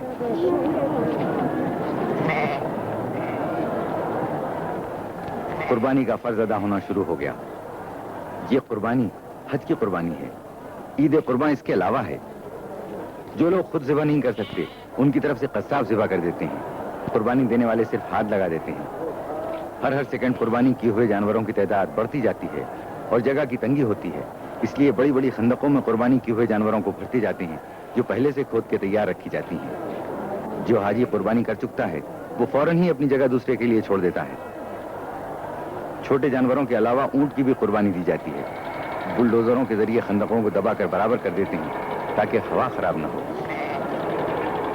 قربانی حضرت ابراہیم کی یادگار ہے اور اللہ نے اس واقعے کو تاریخی اہمیت دے دی. مسلمانوں پر اس کو اس لیے فرض کر دیا کہ ایسی بے لوث بے غرض محبت پیدا کر لیں جس میں رتی برابر شبہ نہ ہو.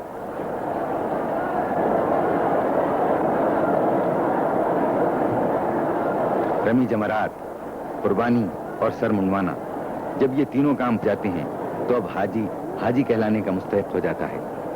حج کے باقی اعمال میں صرف اتنا اور باقی رہ جاتا ہے کہ مینا سے روانگی سے پہلے دوبارہ رمی جمرات کرے، پھر مکہ واپس جا کر کعبے کے گرد 7 بار طواف کرے اور صفا اور مروہ کے درمیان صحیح کرے. مبارک تم کو تکمیل رسوم اولی کرنا، مبارک تم کو تعمیل الہ العالمین کرنا. خدایا ہر مسلمان کو یہ روزے باسعادت دے، دیا شوق زیارت سب کو توفیق زیارت دے.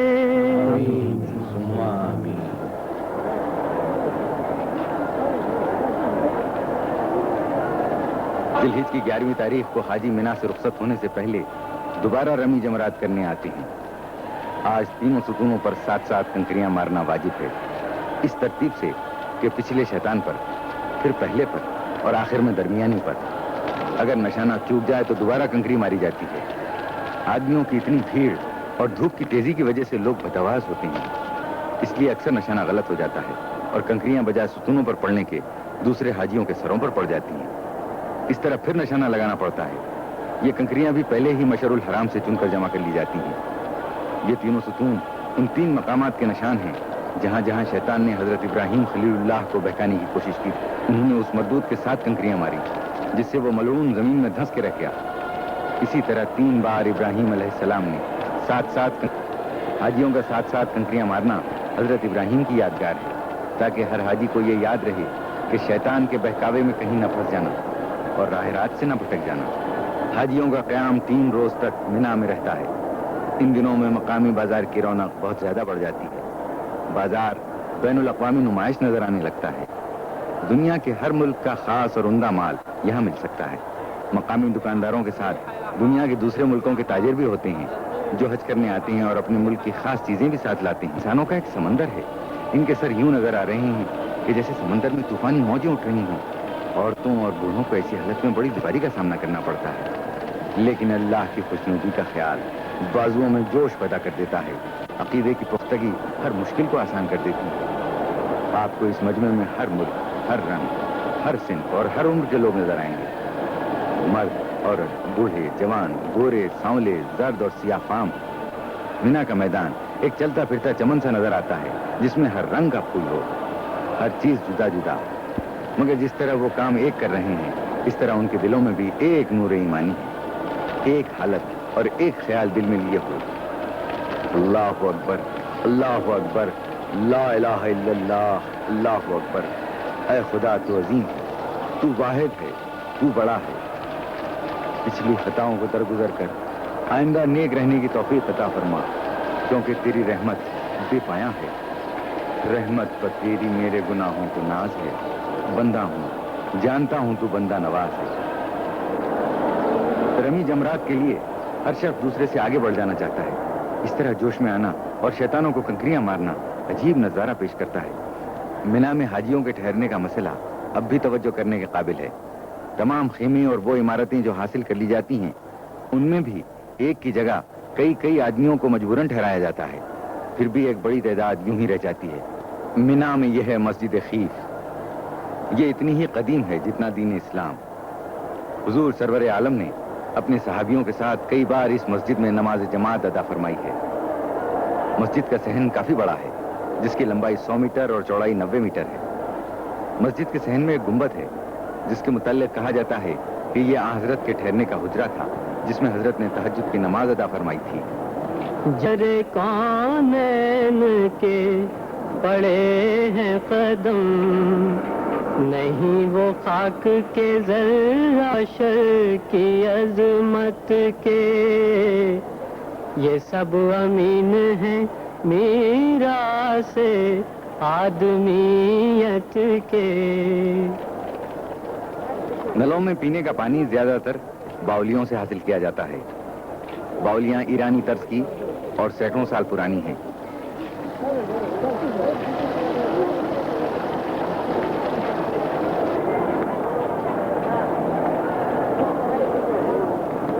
یہاں ایک بہت ہی خاص اور مشہور باولی بھی ہے۔ یہ باولی عباسی خلیفہ ہارون رشید کی زوجہ ملکہ زبیدہ نے بنوائی تھی، جو آج تک اسی کے نام سے مشہور ہے۔ حال میں سعودی عرب کی حکومت نے جدید طریقوں سے پانی حاصل کرنے کا بھی معقول انتظام کیا ہے۔ متعدی یعنی پھیلنے والی بیماریوں کی روک تھام کا بھی خاص انتظام ہے۔ سعودی حکومت کی وزارت صحت کی طرف سے ایک کیمپ قائم کر دیا جاتا ہے۔ اس محکمہ کے لوگ دن میں کئی بار آ کر تمام دکانوں میں، خیموں میں، عمارتوں اور مکانوں میں دوا چھڑک جاتے ہیں۔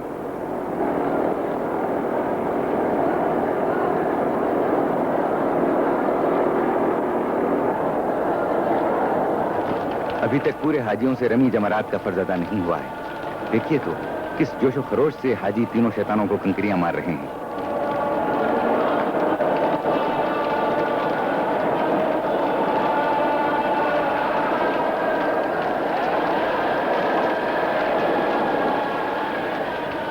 شیطان کنکریوں میں ڈوب گئے ہیں۔ یوں لگتا ہے جیسے شیطان لعنت کے سمندر میں غرق ہو کر رہ گیا ہو۔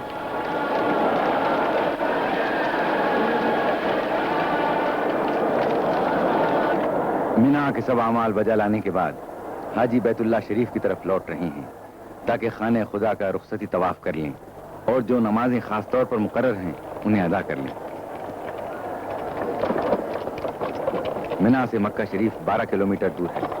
اس مقدس ترین اور پاک مقام پر خاص لطف آتا ہے۔ موٹر کاروں اور بسوں کو بھیڑ کی وجہ سے رک رک کر آہستہ آہستہ چلنا پڑتا ہے، اس لیے پیدل چلنے والے اور موٹریں قریب قریب ساتھ ہی مکہ شریف پہنچتے ہیں۔ تیرے احکام پر چلتے رہے ہم، تیرے احکام پر چلتے رہے ہم، یہی ہے مدعا دل کا ہمارا، یہی ہے مدعا دل کا ہمارا، کریمہ داورا پروردگارا۔ ہم ایک بار پھر مسجد الحرام کے درمیان کعبہ معظم کی زیارت کے لیے حاضر ہوئے۔ مسجد الحرام کی وسیع عمارت کے درمیان کعبہ دل کی حیثیت رکھتا ہے۔ مسجد الحرام کے وسیع صحن میں سفید کپڑے کے تھان پھیلے ہوئے ہیں۔ یہ تھان کعبے کے پردے سے مسح کیے جاتے ہیں اور ان پر زمزم کا پانی چھڑکا جاتا ہے۔ حاجی اس کپڑے کو لے جاتے ہیں تاکہ مرنے کے بعد انہیں اسی کپڑے کا کفن دیا جائے۔ موت برحق ہے کہ جو بھی ہے وہ فانی ہے۔ خانہ خدا جس کی بنیاد ابراہیم علیہ السلام نے رکھی اور حضور اکرم نے اس کی تکمیل فرمائی۔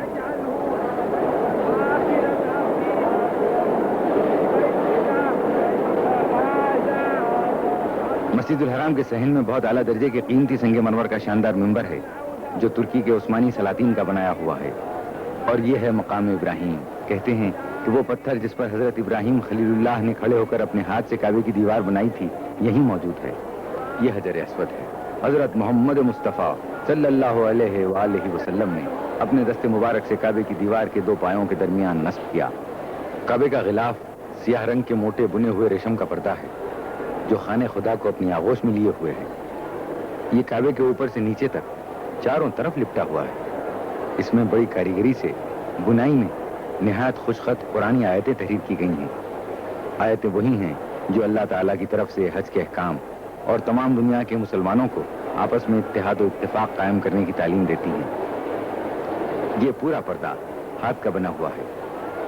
اس فلم کی تیاری کے موقع پر جب ہمارے کیمرامین نے مسجد الحرام کی عکاسی شروع کی تو آسمان بالکل صاف تھا، لیکن یکایک بادل آنے شروع ہوئے اور دیکھتے ہی دیکھتے سارا آسمان بادلوں سے ڈھک گیا۔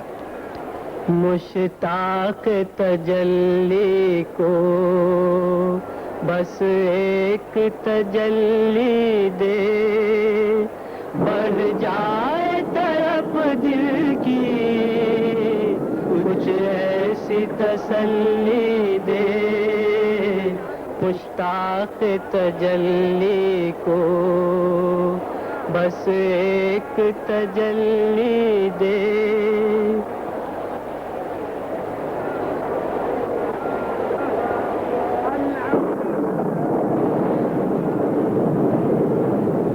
ٹھیک اسی وقت جبکہ مسجد الحرام کے دالانوں میں حاجیوں کی صفیں قائم ہو گئیں اور تکبیر کی آواز بلند ہوئی، خدا کی رحمت نازل ہونا شروع ہو گئی۔ پہلا قطرہ گرا، یہ بھی خدا کی مرضی تھی۔ جو لوگ مسجد الحرام کے صحن میں تھے اور کعبہ شریف کا طواف کر رہے تھے وہ بھی نماز کی صفوں میں شامل ہو گئے اور عصر کی نماز شروع ہو گئی۔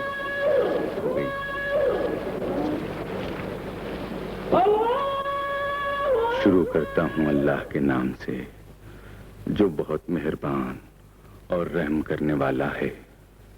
تمام تعریف اس کے لیے ہے جو سب جہانوں کا پروردگار ہے، مہربان ہے اور رحم کرنے والا ہے، قیامت کے دن کا مالک ہے۔ ہم تیری ہی عبادت کرتے ہیں اور تجھی سے مدد مانگتے ہیں۔ ہم کو سیدھے راستے کی ہدایت فرما، ان کا راستہ جن پر تم نے اپنی نعمتیں نازل کی، ان کا راستہ نہیں جن پر تیرا غضب ہوا اور جو بھٹک گئے۔ شروع کرتا ہوں اللہ کے نام سے جو بڑا مہربان اور رحم کرنے والا ہے۔ کہہ کہ اللہ ایک اور صرف ایک ہے، اللہ بے نیاز ہے، نہ وہ کسی سے پیدا ہوا اور نہ اس سے کوئی پیدا ہوا، ہرگز کوئی اس کا سا نہیں، وہ اپنی شان اور حیثیت میں اکیلا ہے۔ جیسے ہی نماز ختم ہوئی بارش بھی تھم گئی، بادل چھٹ گئے، پانی کے قطرے کعبہ شریف کے پرنالے سے اب بھی گر رہے تھے۔ سورج کی روشنی میں زیادہ چمک آ گئی، گویا ان لوگوں کی پاکیزہ دلوں کی روشنی نظر آنے لگی جو حرم خدا کے کبوتروں کی طرح بھولے والے، سلو آشتی کا نمونہ بنے ہوئے اپنے پروردگار کا حکم پورا کرنے کے لیے دور دراز ملکوں سے آ کر جمع ہو گئے ہیں۔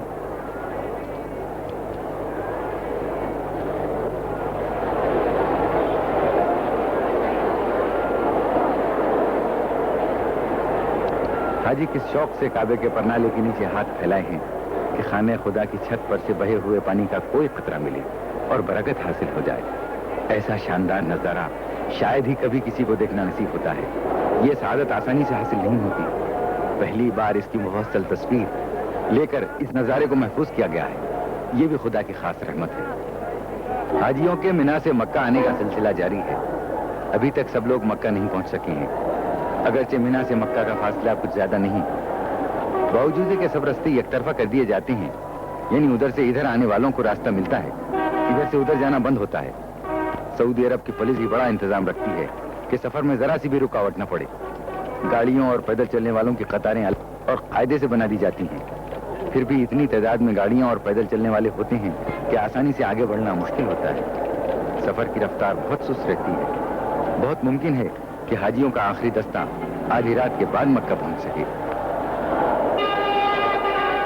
یہ ایمان کا جوش، یہ حج کا شوق 1400 سال سے جاری ہے، اس میں کوئی کمی نہیں ہوتی بلکہ زیادتی ہی ہوتی جاتی ہے۔ یہ پہاڑیاں جو مکے کے مقدس شہر سے صرف 9 کلومیٹر کے فاصلے پر ہیں، دین اسلام کی ابتدا کی خاموش گواہ ہیں۔ اسلام کی حیرت ناک ترقی، حق کی ایک آواز اور اس کا ساری دنیا میں اتنی جلدی پھیل جانا، یہ پہاڑیاں ان سب تاریخی حقیقتوں کی چشمدید گواہ ہیں۔ پکارا جس نے بس تجھ کو پکارا، کریما داورا پروردگارا۔ یہ غار ہرا ہے، یہاں نبوت کے اعلان سے پہلے حضرت عبداللہ کے یتیم و جواں سال فرزند حضرت محمد مصطفیٰ صلی اللہ علیہ وسلم تنہائی میں بیٹھ کر غور و فکر میں کئی کئی دن اور کئی کئی راتیں گزار دیتے تھے. اسی غار میں حضرت نے فرشتے کی زبان سے خدا کا حکم سنا.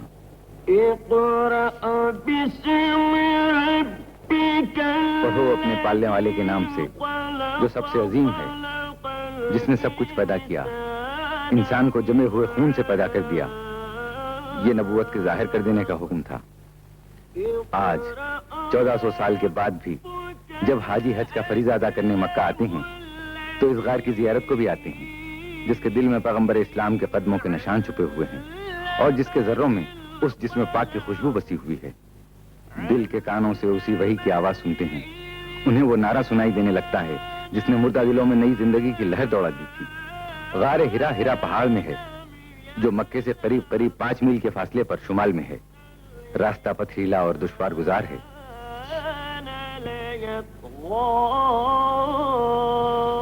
یہاں سے ہم پھر مینا جاتے ہیں. اب مینا بالکل خالی، خاموش. جوتے اور کنکریاں کھا کر بڑا شیطان بھی چپ ہے. دوسرے شیطان بھی چپ چاپ کھڑے آئندہ سال کا انتظار کر رہے ہیں جبکہ پھر حاجی آئیں گے اور تینوں شیطان ان کے ہاتھوں کی ماری ہوئی کنکریوں میں چھپ جائیں گے. سال بھر تک اپنے جسموں پر لگے ہوئے کنکریوں کے داغ مٹائیں گے تاکہ اگلے سال اور تازہ داغ کھا سکیں. مینا ساری دنیا میں اکیلا شہر ہے جو سال بھر میں صرف 3 دن تک پورے جوش و خروش کے ساتھ یہ جاگتا ہے اور پھر سال بھر کے لیے آس پاس کی پہاڑیوں کے دامن میں منہ چھپا کر موت کی نیند سو جاتا ہے. قدرت کا شاید یہ بھی منشا ہو انسان اس سے عبرت حاصل کرے کہ آدم سے پہلے یہ زمین خاموش تھی، ویران تھی. پھر آدم اپنے گناہوں کی پاداش میں زمین پر بھیجے گئے. ویرانیاں زبردست آبادیوں میں تبدیل ہو گئیں. نیکی و بدی کی جنگ ہوتی رہی. پھر ایک دن آئے گا، سور پھونکا جائے گا، قیامت آئے گی. سارے انسانوں سے دنیا ایک بار پھر خالی ہو جائے گی، سنسان ہو جائے گی.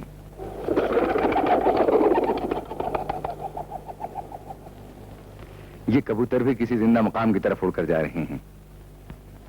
گھر خالی،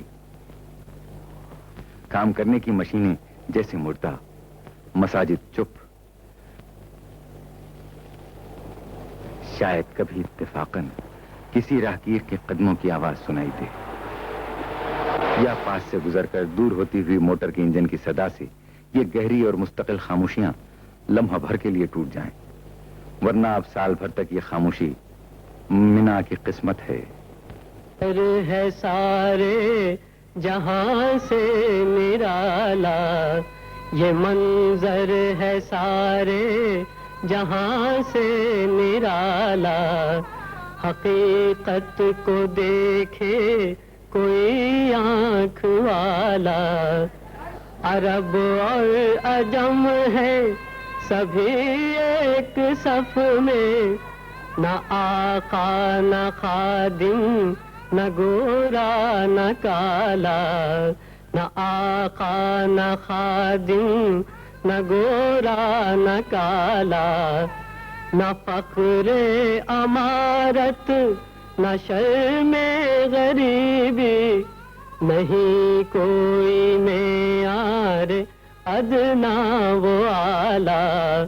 نہیں کوئی معیار ادنا و اعلیٰ. دبستان وحدت میں تقسیم گم ہے، منو تو کی تفریق و تعلیم گم ہے. منو تو کی تفریق و تعلیم گم ہے.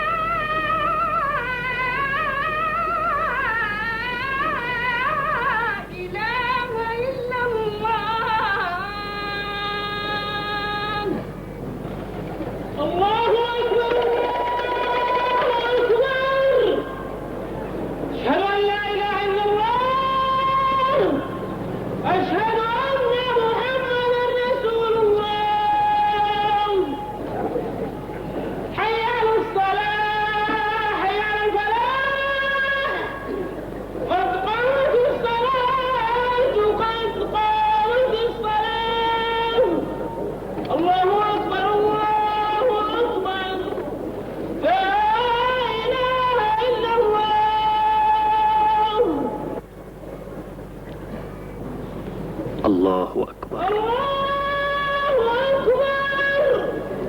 الحمد لله رب العالمين الرحمن الرحيم مالك يوم الدين إياك نعبد وإياك نستعين اهدنا الصراط المستقيم صراط الذين أنعمت عليهم غير المغضوب عليهم ولا الضالين. والعصر إن الإنسان لفي خسر إلا الذين آمنوا وعملوا الصالحات وتواصوا بالحق وتواصوا بالصبر. الله أكبر. سبحان ربي العظيم وبحمده سبحان الله. الله أكبر. سمع الله لمن حمده. الله أكبر. سبحان ربي الأعلى وبحمده سبحان الله. الله أكبر. أستغفر الله ربي وأتوب إليه. الله أكبر. سبحان ربي الأعلى وبحمده سبحان الله. الله أكبر.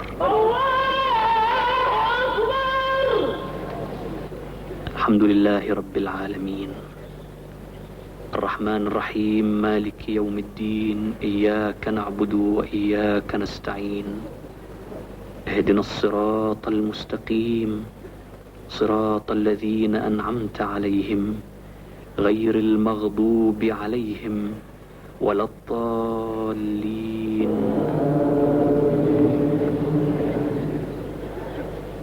ألم تر كيف فعل ربك بأصحاب الفيل ألم يجعل كيدهم في تضليل وأرسل عليهم طيرا أبابيل ترميهم بحجارة من سجيل فجعلهم كعصف مأكول. الله سبحان ربي العظيم وبحمده سبحان الله. الله أكبر. سمع الله لمن حمده. الله أكبر. سبحان ربي الأعلى وبحمده سبحان الله. الله أكبر.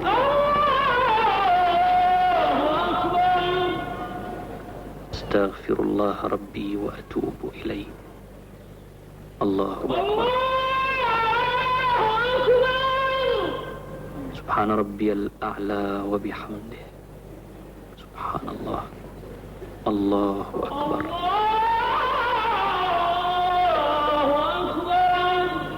أشهد أن لا إله إلا الله وأشهد أن محمدا عبده ورسوله. السلام عليكم ورحمة الله. السلام عليكم ورحمة الله.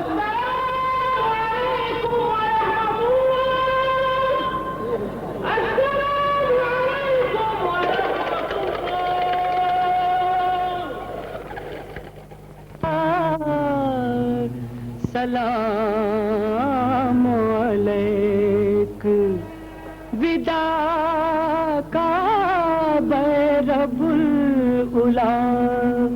سلام علیک دیار جاں فضا رحمت فشاں سے جاتے ہیں چلے ہیں اس طرح گویا جہاں سے جاتے ہیں. جب ان شوق لیے آستاں پہ آئے تھے جب ان شوق لیے آستاں سے جاتے ہیں یا شفیع الورا سلام علیک، یا نبی الہدا سلام علیک، انکا مقصدی و ملجائی انکا مدعا سلام علیک، یا شفیع الورا سلام علیک، یا نبی الہدا سلام علیک، سیدی یا حبیبی مولائی لکا روحی فدا سلام علیک، شفیع الورا سلام علیک، یا نبی الہدا سلام علیک۔ اللہ اکبر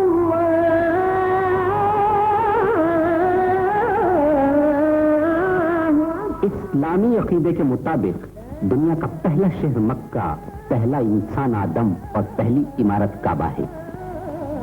قرآن عظیم میں ارشاد ہوا ہے کہ یقیناً پہلا گھر جو نوع انسانی کے لیے مقرر کیا گیا وہی ہے جو مکے میں ہے، بابرکت اور جہانوں کے لیے ہدایت۔ لبیک لا شریک لک لبیک لبیک لا شریک لک ان الحمد۔ خانہ کعبہ کا طواف، صفا و مروہ کے درمیان سعی، منا، مزدلفہ اور عرفات کی عبادت اور پھر قربانی، یہ سب اس بات کا اعلان ہے کہ اہل حق کا جینا اور مرنا سب کچھ اللہ کے لیے ہے۔ بسم اللہ الرحمن الرحیم۔ درود بھیجیے رحمت للعالمین صلی اللہ علیہ وسلم پر، جن کی آمد سے ایوان باطن میں زلزلہ آ گیا، جنہوں نے تاریخ دلوں کو آئینہ بنایا، وحشیوں کو برتباری کی تعلیم دی، جاہلوں کو علم و عرفان سے روشناس کرایا، غلاموں کو مقام فرزندی تک پہنچا دیا اور رگہائے ذرات میں نظام شمسی کا لہو دوڑا دیا۔ اسلامی تعلیمات نے عربوں کے خون میں وہ حرارت پیدا کر دی کہ مٹھی بھر آدمیوں نے دیکھتے ہی دیکھتے آدھی دنیا کو مسخر کر لیا، اور اسلامی تاریخ کے اوراق بے شمار سرفروشوں، جام بازوں، مفکروں، مبلغوں اور عابدوں کے تذکروں سے بھرے پڑے ہیں، جنہوں نے حق و صداقت، عدل و انصاف اور تبلیغ و جہاد کے لیے اپنی جانیں قربان کر دیں۔ چاہے کوئی آج اس ساری فہرست کو نظر انداز کر دے، مگر دو شخصیتیں ایسی ہیں جن تک پیشتر اسلامی کارنامے محدود ہو کر رہ گئے ہیں، اور یہ سچ ہے کہ اسلام کے دامن میں اور اس کے سوا کیا ہے، ایک ضرب ید اللہ، ایک سجدہ شبیری۔ واقعی امیر المومنین حضرت علی علیہ السلام اور حضرت امام حسین علیہ السلام کے تذکروں کو حذف کر دیا جائے تو تاریخ اسلام اپنا وجود کھو بیٹھے گی۔ علی وہ جو بدر کے غازی، احد کے سورما، خندق کے دلیر، خیبر کے فاتح اور حنین کے ساونت تھے۔ جناب رسول خدا کی حدیث ہے کہ میں علم کا مدینہ ہوں اور علی اس کا دروازہ۔ رسول معظم صلی اللہ علیہ وسلم نے فرمایا، لوگوں اس کی بات پر کان دھرو اور اس کی اطاعت کرو۔ اور حسین وہ جن کے لیے سید الانبیاء صلی اللہ علیہ وسلم نے فرمایا، حسین مجھ سے ہے اور میں حسین سے ہوں، خدا اس کو دوست رکھتا ہے جو حسین کا دوست ہے۔ پھر فرمایا، میں اس سے لڑوں گا جو فاطمہ، حسن و حسین سے لڑے گا، اور اس سے صلح کروں گا جو ان سے صلح کرے گا۔ مگر اسی رسول کے نام لیواؤں نے جب اسلام کے سر پر تاج شاہی رکھنے کا ناپاک منصوبہ بنایا تو حسین کے خون میں اپنی انگلیاں ڈبولیں، باطل کو تخت شاہی پر بٹھانے کے لیے ارباب حق کو لہو لہان کر دیا اور ان کی لاشوں پر اپنے گھوڑے دوڑا دیے۔ اور اس ہیبت ناک دور میں جب اسلامی خبریں دم توڑ رہی تھیں، حق پسندی مہر بلب تھی اور صداقت کی آنکھیں پتھرا گئی تھیں، ایمان لرزہ بر اندام تھا اور اسلام دست برسینہ، اس ہولناک دور میں وہ صرف امام حسین کی مبارک ذات تھی جس نے اسلامی کردار کو نمایاں کر دکھایا۔ اس عظیم جہاد کے لیے امام حسین نے نانا کا مزار، ماں کی لہر اور بھائی کی قبر چھوڑی، فرات کے کنارے اپنے بچوں کو پیاس سے تڑپتے ہوئے دیکھا، کڑیل جوان اکبر کے سینے سے برچھی کا ٹوٹا ہوا پھل نکالا، برابر کے بھائی کی میت پر گئے، یادگار حسن قاسم کے بدن کے گوشت کے ٹکڑے سمیٹ کر لائے، آخر ظالموں کے خنجر کے لیے اپنی گردن بھی پیش کر دی۔ یہ سب کچھ انہوں نے منظور کر لیا، مگر حق سے منہ نہیں موڑا، دین کا سودا نہیں کیا، کعبے کی تقدیس پر آنچ نہ آنے دی، قرآن کے پیغام کو فراموش نہیں کیا، ماں باپ کی ریاضت کو بیکار نہ جانے دیا اور نانا کے سیرت و کردار کی تابانی قائم رکھی۔ امام حسین کے فرزند حضرت علی اکبر نے سفر کربلا کی ایک منزل پر پہنچ کر اپنے پدر سے دریافت کیا، بابا کیا ہم حق پر نہیں ہیں؟ آپ نے فرمایا، واللہ ہم حق پر ہیں۔ یہ سن کر حضرت علی اکبر نے کہا، پھر ہمیں کیا ڈر، خواہ موت ہماری طرف آئے یا ہم موت کی طرف جائیں۔ سوچئے تو، موت جس کے تصور سے عظیم بہادروں کی پنڈلیاں کانپنے لگتی ہیں، وہی موت جب امام حسین اور ان کے رفقا کے سامنے آتی ہے تو حق کے یہ متوالے اسے دیکھ کر ایسی حقارت سے مسکرا دیتے ہیں کہ خود موت کی نبضیں ساکت ہو جاتی ہیں۔ ان ارباب حق کو اس کی پرواہ نہیں ہوتی کہ موت ان پر گرتی ہے یا وہ خود موت پر گرتے ہیں۔ کربلا کی پرہول وادی، شدت کی دھوپ، حسینی خیموں سے بار بار پیاسے بچوں کی التش التش، ہائے پیاس کی آوازیں آ رہی ہیں، مگر دشمنوں کا دل نہیں پگھلتا۔ حسین اپنی پہچان بھی کرواتے ہیں کہ مسلمانوں پہچان لو اور اچھی طرح پہچان لو کہ میں تمہارے نبی کا نواسا اور علی و فاطمہ کا بیٹا ہوں، اس وقت پیاسا ہوں، اس لیے تھوڑا سا پانی پلا دو۔ مگر جفاکاروں میں کوئی بھی ایک جرعہ آب نہیں دیتا۔ ایک لمحہ وہ بھی آتا ہے جب اپنے ننھے سے بچے علی اصغر کو اپنے دونوں ہاتھوں پر بلند کر کے فرماتے ہیں، اے جفاکارو، حسین تمہارے نزدیک گنہگار صحیح، مگر اس بچے نے تو کوئی قصور نہیں کیا، اس کی ماں کا دودھ سوکھ گیا ہے، اس کو تو 2 بوند پانی پلا دو۔ اس کا بھی کوئی جواب نہیں ملتا تو فرماتے ہیں، اگر تم یہ سوچتی ہو کہ اس بچے کے بہانے میں پانی پینا چاہتا ہوں تو لو، اسے میں جلتی زمین پر لٹائے دیتا ہوں، تم خود آ کر اس کو پانی پلا دو۔ مگر اس کے جواب میں ہرملا کا پھینکا ہوا تیر بچے کے گلے پر آ پڑتا ہے اور بچہ ایمان کے ہاتھوں پر تڑپ جاتا ہے۔ اللہ، اب حسین کیا کرے؟ گلوئے علی اصغر سے چلو لگا دیتے ہیں۔ جب بھر جاتا ہے تو وہ خون اپنے چہرے پر مل کر فرماتے ہیں، میں اسی شان سے اپنے نانا رسالت میں آپ سے ملاقات کروں گا۔ اس کے بعد خیمے پر آتے ہیں اور کافی پسو پیش کے بعد آواز دیتے ہیں، لے رباب اپنے بچے کو لے جا۔ دل شکستہ ماں اپنے بچے کو دیکھ کر تڑپ جاتی ہے اور صرف اتنا کہتی ہے، کیوں فرزند، کیا تیری عمر کے بچے بھی ذبح کیے جاتی؟ لڑائی کے دوران امام علی مقام کو سخت پیاس لگتی ہے۔ آپ فرات کی جانب بڑھنا چاہتے ہیں مگر دشمن کب جانے دیتا ہے۔ اچانک ایک تیر آتا ہے اور آپ کے حلق میں پیوست ہو جاتا ہے۔ آپ تیر کھینچنے کے بعد اپنے ہاتھ منہ کی جانب اٹھاتے ہیں تو دونوں چلے خون سے بھر جاتے ہیں۔ آپ ان آسمان کی طرف اچھالتے ہیں اور فرماتے ہیں، الہی میرا شکوہ تجھی سے ہے، دیکھ تیرے رسول کے نواسے کے ساتھ کیا سلوک ہو رہا ہے۔ کسی قوم نے اپنے نبی کے نواسے اور اس کے اہل بیت کو اس بے دردی سے ذبح کیا ہو جس بے دردی سے حسین اور ان کے ساتھیوں کو ذبح کیا گیا۔ سب سے زیادہ حیران کن اور غمناک بات یہ ہے کہ یہ لرزہ خیز واقعہ ان لوگوں کے ہاتھ انجام پایا جو حسین کے نانا کے نام لیوا اور اس کے کلمہ گو تھے، اور اس سے بھی زیادہ تعجب انگیز امام حسین کا وہ ثبات و عزم، وہ صبر و استقلال اور وہ جرأت و شجاعت ہے جن کے کرشمے میدان کربلا میں ان کے ہاتھوں ظاہر ہوئے۔ درود اس نانا پر جو ساقی کوثر ہیں، اور سلام ان کے نواسے پر جن کے لبوں کی خشکی دیکھ کر دریائے فرات کی موجیں آب آب ہو گئیں۔ سلام اس باپ پر جو شیر خدا تھے، اور سلام ان کے سورما بیٹے پر جنہوں نے نیزے کے 33 زخم اور تلوار کے 34 گھاؤ کھا کر شہید ہونا پسند فرما لیا مگر باطل کے آگے سر جھکانا گوارا نہیں کیا۔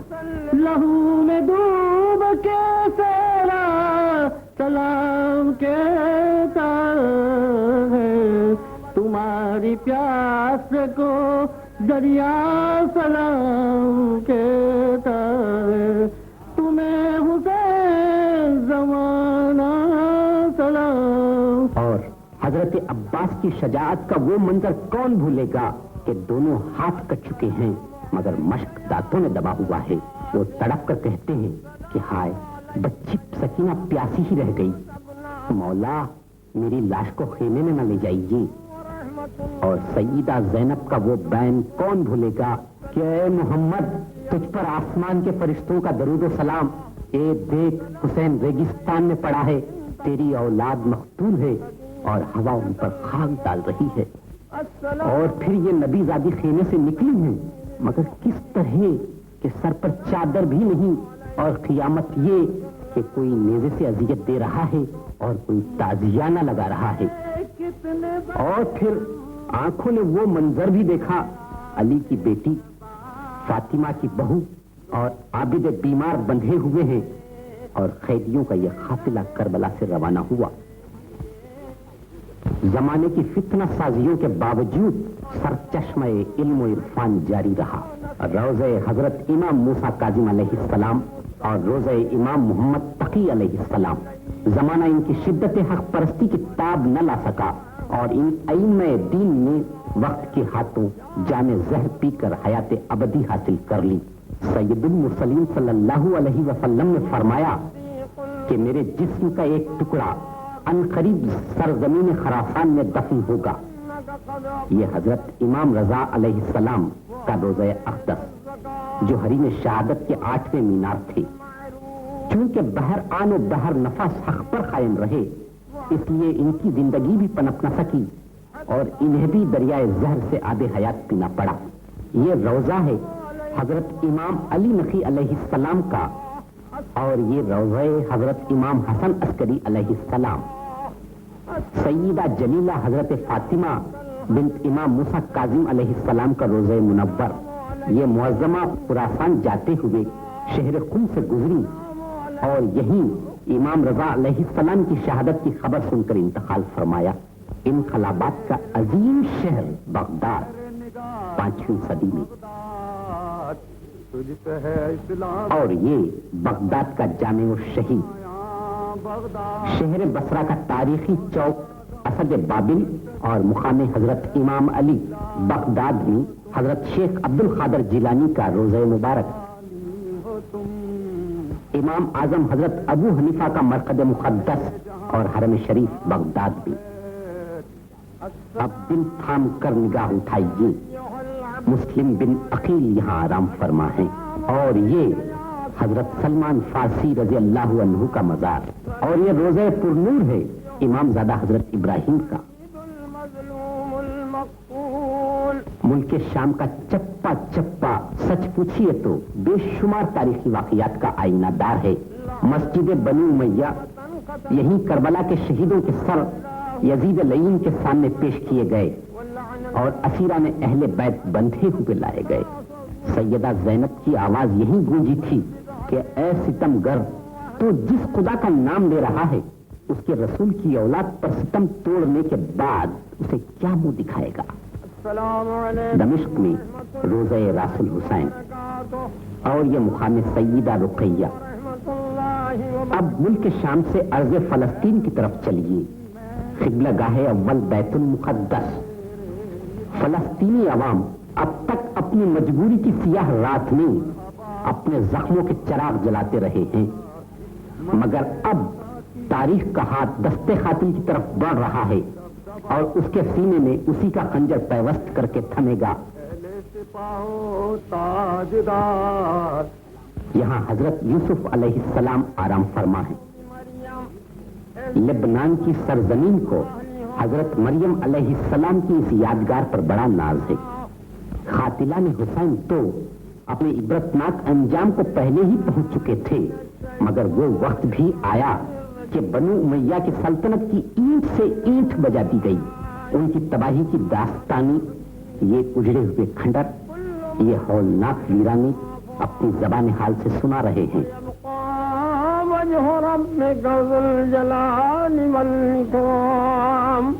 امام علی رضا علیہ السلام کے روضہ مبارک کا منظر، امام زادہ حضرت میر محمد، اور یہ روضہ ہے امام زادہ حضرت یحییٰ بن زید کا۔ شہزادہ عبد العظیم کا روضہ منور جو تہران سے بہت قریب ہے، یہ جناب امام حسن مجتبیٰ کی چوتھی پشت میں سے تھے۔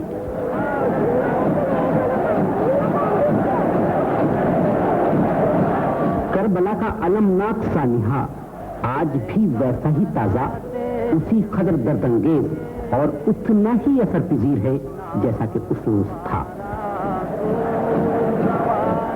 کربلا کے تپتے ہوئے ریگزار کو چاہے کوئی میدان جنگ کہہ لے، مگر حقیقت تو یہ ہے کہ دشت کربلا اسلامی نظام کا میدان عمل تھا، جہاں حق کی مدافعات، اسلامی اصولوں کی حفاظت اور ملوکیت کے خاتمے کے لیے امام عالی مقام نے اپنی اور اپنے 72 ساتھیوں کی قربانی پیش کی۔ تاریخ کے صفحات الٹ کر دیکھیے، جنگ آزما جب میدان جنگ کا رخ کرتے ہیں تو صرف آلات حرب سے لیس ہو کر جاتے ہیں۔ کبھی کسی فوج کے سردار نے یہ نہیں کیا کہ اپنی بیوی اور بچوں کو لے کر رزمگاہ میں گیا ہو، مگر حسین کا معاملہ کس قدر مختلف تھا۔ تاریخ کے صفحات الٹ کر دیکھیے، کسی فوج کے سردار نے یہ بھی نہیں کیا کہ اپنے سپاہیوں پر بری خبریں ظاہر کر دی، مگر حسین کا طرز عمل کس قدر مختلف تھا کہ جب مسلم کی شہادت کی خبر پہنچتی ہے تو آپ سب کے سامنے تقریر فرماتے ہیں کہ ہمارے حامیوں نے بے وفائی کی، کوفے میں ہمارا کوئی مددگار نہیں رہا، اب جو چاہے ہمیں چھوڑ کر بخوشی چلا جائے، ہم ہرگز خفا نہیں ہوں گے۔ تاریخ کے صفحات الٹ کر دیکھیے، کبھی کسی فوج کے سردار نے یہ بھی نہیں کیا کہ دشمنوں کی فوج کو پیاسا دیکھ کر پانی کے دریا بہا دیے ہوں، مگر حسین کا طرز عمل کس قدر مختلف تھا کہ جب خود کے لشکر کو پیاس سے جانبلب دیکھا تو اپنے لشکر کا پانی انسان تو انسان جانوروں تک کو پلا دیا۔ تاریخ کے صفحات الٹ کر دیکھیے، کبھی کسی فوج کے سردار نے یہ بھی نہیں کیا کہ تیروں کی موصلہ دھار بوچھار میں اپنے رفیقوں اور جگر گوشوں کی لاشیں میدان سے اٹھا اٹھا کر بار بار خیمے کی طرف گیا ہو، مگر یہ حسین ہی کی ذات تھی جس نے زلزلوں کی سانس اکھاڑ دینے والے عزم کے ساتھ موت سے ٹکر لی۔ اور جب امام عالی مقام کا سر نیزے پر بلند کیا گیا تو سیدہ زینب تڑپ اٹھی کہ اے عمر سعد، اگر قتل کر لینے اور خانمہ برباد کر دینے کے بعد بھی عداوت کی آگ نہیں بجھی تو صرف اتنا کر کہ مردوں کو سامنے سے ہٹا دے تاکہ میں حسین کی لاش کو گود میں لے لوں اور تیرے گھوڑے مردہ بھائی کے ساتھ بہن کو بھی کچل ڈالیں۔ اور جب حسین کا سر ابن زیاد کے سامنے لایا گیا، مجلس حاضرین سے لبریز تھی، ابن زیاد کے ہاتھ میں چھڑی تھی، وہ اس سے آپ کے لبوں پر مارنے لگا۔ جب اس نے بار بار یہی حرکت کی تو زید بن ارقم چلا اٹھے، ان لبوں سے اپنی چھڑی ہٹا لے، خدا کی قسم میری ان دونوں آنکھوں نے دیکھا ہے کہ رسول اللہ اپنے ہونٹ ان ہونٹوں پر رکھتے تھے اور ان کا بوسہ لیا کرتے تھے۔ اور جب اہل بیت کا یہ اجڑا ہوا قافلہ دربار یزید سے مدینے میں واپس آیا تو کوہرام برپا ہو گیا۔ حضرت عقیل ابن ابی طالب کی صاحبزادی آگے آگے تھی اور اس مفہوم کا شعر پڑھتی جاتی تھی، کیا کہو گے جب نبی تم سے سوال کریں گے کہ اے وہ جو سب سے عقل امت ہو، تم نے میری اولاد اور خاندان سے میرے بعد یہ کیا سلوک کیا کہ ان میں سے بعض قیدی ہیں اور بعض خون میں نہائے پڑے ہیں۔ اللہ اللہ، وہ قوم کس قدر بدقسمت ہے جس میں حسین پیدا ہوئے اور اس نے اس گوہر شبتاب کو کھو دیا اور آج اپنی تیرہ بختی کا ماتم کر رہی ہے۔ مختصر یہ کہ حسین نے ہیبت باطل سے چہرے حق کو سفید نہ ہونے دیا اور اپنے لہو سے اس پر سرخی دوڑا دی۔ واللہ یہ سچ ہے، بندگی کا جہاں حق ادا ہو گیا، بندگی کا جہاں حق ادا ہو گیا، نام اس دشت کا کربلا ہو گیا۔